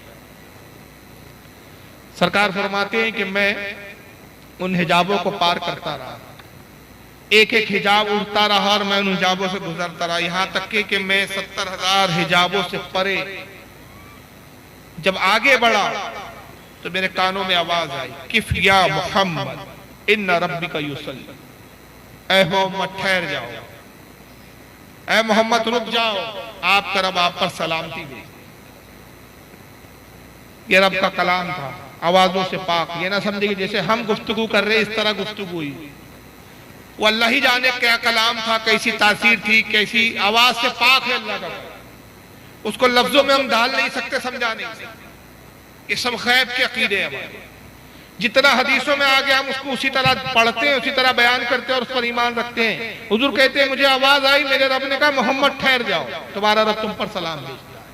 सरकार फरमाते मैं रुक गया, मुझ पर एक हल्का सा खौफ तारी हुआ। रब ने फरमाया मोहम्मद घबराओ नहीं, ऐ महबूब घबराइए मत, आज हम तुम्हें अपने दीदार का शर्फ अता करेंगे। और ऐ मेरे महबूब आज तुम हमें बेहिजाब देखो, करीब आओ मोहम्मद। फिर हुजूर करीब बढ़े, अल्लाह ने फरमाया महबूब और करीब आओ। फिर हुजूर करीब बढ़े। सरकार फरमाते बार बार मुझसे खिताब हुआ करीब और मैं करीब होता रहा, यहां तक कि फिर रब ने फरमाया कि महबूब जब कोई किसी के यहाँ आता है तो कुछ तोहफा भी लाए, तो मेरी दावत पर आए, मेरे लिए क्या तोहफा लाए। हालांकि रिवायत सनद के एतबार से ज़ईफ है, लेकिन इसको उलमा ने फजाइल में लिखा, जैसे कि हज़रत इमाम मोइनुद्दीन काशफी अश-शाफ़ी रहमतुल्लाह अलैह, बहुत बड़े मुहद्दिस और आलिम, इनकी किताब है मारिजुन नबुव्वत, उसकी जिल्द नंबर 3 सफ़ा 149 के ऊपर उन्होंने रिवायत लिखी। रब ने फरमाया महबूब क्या लाए हो हमारे लिए तोहफा? तो सरकार अर्ज करते हैं अत्तहियातु लिल्लाहि वस्सलवातु वत्तय्यिबात, परवरदिगार सारी कायनात का मालिक तू है, सारी चीजों का खालिक तू है, मैं क्या तोहफा अर्ज करूं परवरदिगार? मेरी तमाम माली और बदनी इबादतें तेरे लिए है, यही तोहफा है कि मेरे तमाम सजदे तेरे लिए है, मेरी तमाम माली इबादत जो माल के जरिए मैंने इबादतें की वो तेरे लिए है, जो बदन के जरिए इबादत की वो तेरे लिए है। रब ने फरमाया महबूब बहुत अच्छा तोहफा ला, हमें तोहफा पसंद आया, अस्सलामु अलैका अय्युहन नबी व रहमतुल्लाहि व बरकातुहू। ए महबूब, फिर हमारी तरफ से आप पर सलाम, रब का ये कलाम है। महबूब, आप पर हमारी तरफ से सलाम हो और बरकतें और रहमतें हो। सरकार ने देखिए हम गुनाहगारों को वहां भी फरामद, सलामती अल्लाह ने महबूब पर भेजी, सलाम अल्लाह ने अपने महबूब को फरमाया, मगर हुजूर क्या अर्ज करते हैं, अस्सलामु अलैना व अला इबादिल्लाहिस सालिहीन। ए अल्लाह, सिर्फ मुझ पर ही सलामती नहीं बल्कि मेरी उम्मत के सालिहीन और मेरी उम्मत के नेक लोगों पर भी सलाम हो। तो अब पता चला कि जब अर्श से परे ला मकाम में भी सलाम पढ़ा गया तो जमीन पर मस्जिदों में जुमे के बाद, फजर के बाद, फिर हम मजलिसों के बाद सलाम ना पढ़े। और सलाम सिर्फ नबी पर नहीं बल्कि अल्लाह ने नबी पर सलाम भेजा और नबी ने सालिहीन पर, तो हम सालिहीन पर भी भेजते। इसी को हालत कहते, एक मेरा ही रहमत में दावा नहीं, शाह की सारी उम्मत में लाखों सलाम। वस्सलामु अलैना व अला इबादिल्लाहिस सालिहीन। ऐ परवरदिगार, मेरी उम्मत के सालिहीन पर भी सलाम। अब ये हुजूर का कलाम, रब का कलाम, ये गुफ्तगू हो रही है, ये कलाम फरिश्तों तक भी रब ने पहुंचाया। फरिश्तों ने को खिताब हुआ जिब्रील के जरिए, जिब्रील बता दे कि मेरे महबूब ने बदनी और माली इबादतों के तौर पर तोहफा लाया, मैंने अपने महबूब पर सलाम का तोहफा भेजा, फिर मेरे महबूब ने उस तोहफे में अपने उम्मत के सालिहीन को भी शामिल किया। फरिश्ते जैसी ये कलाम सुनते हैं और ये बातें सुनते हैं तो फरिश्ते अर्ज करते हैं, अशहदु अल्ला इलाहा इल्लल्लाह व अशहदु अन्ना मुहम्मदन अब्दुहु। तो कहते हैं कि हम गवाही देते हैं अल्लाह तेरे सिवा कोई इबादत के लायक नहीं, और गवाही देते हैं कि मोहम्मद सल्लल्लाहु अलैहि वसल्लम तेरे बंदे और तेरे रसूल है। अल्लाह को ये कलाम इतना पसंद आया, अल्लाह ने इरशाद फरमाया, महबूब 50 वक्त नमाज का तोहफा देता हूँ, और नमाज जब खत्म करो तुम, जब नमाज का इख्तिताम हो तो इसी कलाम को कायदे में बैठ के पढ़ो ताकि वाक़ई मेराज की याद ताजा होती रहे। और वहीं से ये सुन्नत चली कि आज हम कायदे में जब नमाज खत्म का आखिरी मरहला होता है तो यही अत्तहियात पढ़ते हैं, और इसमें मेराज के सफर की वाक़े की याद ताजा होती है। और इसकी शरह करते हुए इमाम गज़ाली रहमतुल्लाह अलैह ने हायल उलूम में एक बड़ा अहले सुन्नत का अकीदा बयान किया। इमाम गज़ाली रहमतुल्लाह अलैह हायल उलूम में लिखते हैं कि जब कहो अस्सलामु अलैका अय्युहन नबी, ऐ नबी आप पर सलाम हो, तो ये तसव्वुर ना करो कि ये सलाम जो है फरिश्ते हुजूर तक पहुंचाएंगे, बल्कि इमाम गज़ाली कहते हैं कि तसव्वुर हो कि आका खड़े हैं सामने तशरीफ फरमाए और हुजूर बानफ्से नफीस तुम्हारा सलाम और तुम आका को बानफ्से नफीस सलाम करना। फिर न जाने कितने कलाम हुए, कितनी गुफ्तगू हुई, कितना अरसा गुजरा, न वो अरसा हमें पता, न उसका कोई तायुन, क्योंकि वो ला मका है, न वहां कोई वक्त है, न घड़ी है, न सेकंड है, न लम्हे है, न साल है, न दिन है, कुछ भी नहीं। अल्लाह जाने बस क्या था, कितना मौका था, कितने वक्त तक। अब ये वक्त मैं लफ्ज इसलिए इस्तेमाल कर रहा हूँ कि ये तंगदामनी है हमारी ज़बान, वरना वक्त भी नहीं है हमारा। अल्लाह जाने कब तक रब ने चाहा और कब तक रसूलुल्लाह अपने रब से गुफ्तगू फरमाते रहे, और फिर बहुत करीब हुए, बहुत करीब हुए, इतने करीब हुए तो कुरान में जिक्र किया कि 2 कमानों से भी कम का फासला रहे। और जब रुखसत होने लगे तो अल्लाह ने फरमाया, महबूब हमारी तरफ से भी एक अपनी उम्मत के लिए तोहफा ले जाओ, और तोहफा यह है कि 50 वक्त की नमाज। हुजूर सल्लल्लाहु अलैहि वसल्लम ने तोहफे को बाखुशी कबूल किया, और तोहफा लेकर जब ला मक्का से निकलते आते हैं तो छठे आसमान में पहुंचे मूसा अलैहि सलाम से फिर मुलाकात। मूसा अलैहि सलाम अर्ज करते, या रसूलल्लाह रब ने आपको कुछ तोहफा दिया? इरशाद फरमाया, हाँ मेरे रब ने मुझे 50 वक्त मेरी उम्मत के लिए 50 वक्त की नमाज़ें तोहफे में दी। मूसा करते, या रसूलल्लाह अल्लाह ताला ने मेरी उम्मत को भी 50 वक्त की नमाजें दी थी, लेकिन मेरी उम्मत इसको अदा ना कर सकी। आपकी उम्मत तो मेरी उम्मत के मुकाबले में बड़ी कमजोर और नातवा है, या रसूलल्लाह इसमें तखफीफ फरमाइए, कमी फरमाइए, आपकी उम्मत 50 वक्त की नमाज ना पढ़ सकेंगी, और जब इस तोहफे की नाशुक्री करेंगी तो डर है कि कहीं अल्लाह ताला अपना इताब आपकी उम्मत पे नाजिल ना करे। सरकार फिर लौटते हैं, फिर रब की बारगाह में हाजिर होते हैं, अर्ज करते हैं, मौला इस तोहफे में 50 वक्त की नमाजें में कमी कर दे कि मेरी उम्मत इसको अदा नहीं कर पाए। रब ने फरमाया, महबूब 5 वक्त की नमाज कम कर दे, जाओ 45 वक्त की नमाज दे दो। फिर मूसा अलैहि सलाम से मुलाकात होती, फिर मूसा अलैहि सलाम कहते, या रसूलल्लाह ये 45 वक्त की भी आपकी उम्मत नमाज नहीं पढ़ पाएंगी। फिर हुजूर जाते, फिर 5 वक्त की कम की गई। आपने 12 सुना है, 9 मरतबा हुजूर आए और गए, 9 मरतबा में कम होते होते 50 से 5 पर आ गए। आखिर में 5 रह गई। रब ने फरमाया महबूब बस ये 5 वक्त की ले जाओ। जब 5 वक्त की लेकर आते थे हज़रत मूसा फिर कहते या रसूलल्लाह आपकी उम्मत ये 5 वक्त की भी नहीं पढ़ पाएंगी, इसमें भी कमी कीजिए। अल्लाह के नबी फरमाते कि मूसा अब मुझे हया आती है, 50 वक्त की मिली थी, मैंने कम कराते कराते इसको 5 कर दिया, अब हया आती है कि मैं इन 5 की भी जो है इसमें कमी कराऊं। तभी रब तबारक व तआला खिताब करता अपने महबूब से, ऐ मेरे महबूब आप 50 वक्त की ले गए 5 वक्त की ले जाएं, मैं आप पर ये फजल करम करता हूं कि आपकी उम्मत नमाज 5 वक्त की पढ़ेंगी लेकिन सवाब में 50 वक्त की नमाज कर। अब इसमें हिकमत क्या आती है? एक एतराज आता है कि भाई तुम एक तरफ कहते हो कि रसूलुल्लाह को इल्म गैब है, जो होने वाला है वो भी पता है, जो हो रहा है वो भी पता है, तो हुजूर को पता नहीं था कि ये 50 वक्त की नमाज 5 रह जाएंगी, तो ये 9 बार जाने की क्या जरूरत? जब मूसा ने तो ये नहीं कहा था कि 5 वक्त की कम करो, मूसा तो ये कह रहे थे नमाज में कमी करो, और अल्लाह 5 कम करता था। फिर हुजूर आके बताते थे 50 से 45 हो गई, तो मूसा कहते थे और कम कराओ, फिर आते थे कहते थे 45 से 40 हो गई, तो मूसा ने ये तो नहीं कहा था कि या रसूलल्लाह इतनी कम कराओ, और ना हुजूर ने कहा कि परवरदिगार इसको 5 कर दे, तादाद की तो बात ही नहीं थी। तो हुजूर को अगर पता होता, इल्म गैब होता, तो ये 9 बार चक्कर लगाने की क्या जरूरत थी? पहली मर्तबा जाते कहते परवरदिगार 5 वक्त की कर दे। तो बार बार जाना, इससे पता चला कि रसूलुल्लाह को इल्म गैब नहीं। ये अहमकों का इतराज है। इसके जवाब में हम कहते हैं कि इसमें खुद रसूलुल्लाह का इल्म गैब है। हालांकि अगर ये एतराज मान लिया जाए तो फिर तो एतराज रब पर भी आएगा। रब को नहीं मालूम था कि आखिरी में 5 ही रहेंगी, तो पहली मर्तबा में 45 ही डायरेक्ट कर देता। वो भी बार बार 5-5 ही क्यों कम कर रहा है? कि अल्लाह को इल्म गैब नहीं है? अल्लाह की भी हिकमत है, रसूल की भी हिकमत है। हिकमत ये है कि एक वाक़या है कि मूसा अलैहिस्सलाम से उनकी कौम ने कहा था कि मूसा अगर आपका रब मौजूद है और आपका रब है तो हम उस वक्त तक तुम्हारे रब पर ईमान न लाएंगे जब तक तुम्हारे रब को अपनी आंखों से देख न ले। बड़ा अजीम नुक्ता मैं बता रहा हूं, इससे मेराज से ताल्लुक देखिएगा। कायम मूसा जब तक हम आपके रब को अपनी आंखों से न देख ले हम ईमान नहीं लाएंगे।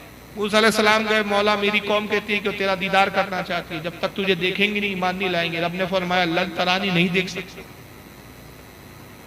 तो मूसा अलैहिस्सलाम कहते हैं काला रब्बी अरनी अंजुर इलैका। मूसा कहते हैं परवरदिगार मैं भी तेरा दीदार करना चाहता हूँ। असल बात तो है कि मेरी भी ख्वाहिश है कि मैं तेरा दीदार करूँ। ये कुरान अजीम में सूरह आराफ आयत नंबर 143 पारा नंबर 9। रब ने वही फरमाया काला लन तरानी, ऐ मूसा तुम नहीं देख सकते। जब तुम नहीं देख सकते तो तुम्हारी उम्मत कहां देखेंगी? मूसा अपनी कौम के पास आए, कहा मेरी कौम अल्लाह फरमाता तुम नहीं देख सकते। मूसा अलैहिस्सलाम की कौम ने कहा कि मूसा आप बहाना कर रहे हैं, असल मसला यह है कि आपका रब है ही नहीं। अगर होता आपका रब तो वो जरूर हमें नजर आता। फिर हुजूर हजरत मूसा गए का मौला वो तुझे देखना चाहते, जब तक देखेंगे नहीं ईमान लाएंगे। अल्लाह ने फरमाया मूसा ऐसा करो अपनी कौम से 40 नेक साले आबिद लोगों को चुन लो जो बहुत नेक परहेजगार मुत्तकी हो, फिर कोहे तूर पर ले आओ। मूसा अलैहिस्सलाम 40 को लेकर आए। यहाँ पे हदीसों में आता है कि 9 मर्तबा मूसा ने अल्लाह से अर्ज किया कि मैं तेरा दीदार करना चाहता हूं, और 9 मर्तबा अल्लाह ने फरमाया लन तरानी नहीं देख सकते। 10वीं मर्तबे में अल्लाह ने फरमाया अपनी कौम के साथ कोहे तूर पर आओ। फिर कोहे तूर पर पहुंचे तो रब ने फरमाया वलाकिन इंजुर इला जबली इलल जबली, ऐ मूसा जबल की तरफ देखो, पहाड़ की तरफ देखो। तुम डायरेक्ट तो देख नहीं सकोगे। ला महदूद, बेशुमार, बेगिनती, ला मुतनाई सिफातों में से हम जात नहीं, सिफतों में से एक सिफत की तजल्ली हम पहाड़ पर डालेंगे। अगर ये पहाड़ अपनी जगह ठहरे रहा तो तुम कुछ देख पाओगे। लामहदूद सिफात में से एक सिफत की तजल्ली पहाड़ पर आई। नतीजा क्या हुआ? रवायतें बयान करती है कि पहाड़ जलकर राख हो गया, मूसा बेहोश होकर गिर पड़े, और वो 40 अफराद जो आपके साथ थे, आपकी कौम के नेक आबिद जाहिद मुत्तकी परहेजगार, जलकर राख हो गए। मूसा अलैहिस्सलाम होश में आए। जब अल्लाह जाने कब तक बेहोश रहे, जब होश में आए देखा तो ये राख होकर पड़े हुए पहाड़ जल चुका है। रब ने फरमाया मूसा क्या देखा? अर्ज की मौला कुछ ना देखा, एक बिजली थी और मुझे नहीं मालूम फिर क्या हुआ। रब ने फरमाया तुम लामहदूद सिफात में से एक सिफत को ना देख सके, जात को क्या देख सको? और वो भी डायरेक्ट नहीं बल्कि पहाड़ के तवस्सुल, पहाड़ के जरिए हम दिखाना चाह रहे हैं। तो मूसा अलैहिस्सलाम अर्ज करते हैं मालिक कायनात, ये मेरी कौम के 40 लोग हलाक हो गए, जलकर राख हो गए। अब मैं अपनी कौम की तरफ जाऊंगा, कौम इन 40 के बारे में पूछेंगी और मैं कहूँ जलकर राख होंगे, यकीन नहीं करेंगे, बल्कि कहेंगे कि मूसा तूने इनको खुद जिंदा जला दिया ताकि तू अपने माज़अल्लाह नौज़ुबिल्लाह अपने झूठे खुदा का भरम रख सके। अगर तेरा खुदा होता तो नजर आता, मौला इनको जिंदा फरमा दिया। अल्लाह ने फरमाया मूसा इनके नाम पुकारो, ये जिंदा हो जाएंगे। मूसा अलैहिस्सलाम ने नाम पुकारा, 40 के 40 जिंदा हो। मगर जैसे जिंदा हुआ और उन्होंने मूसा की तरफ देखा, सबकी आंखें ऐसे बहकर गिरने लगी जैसे मोम पिघल के रहते हैं।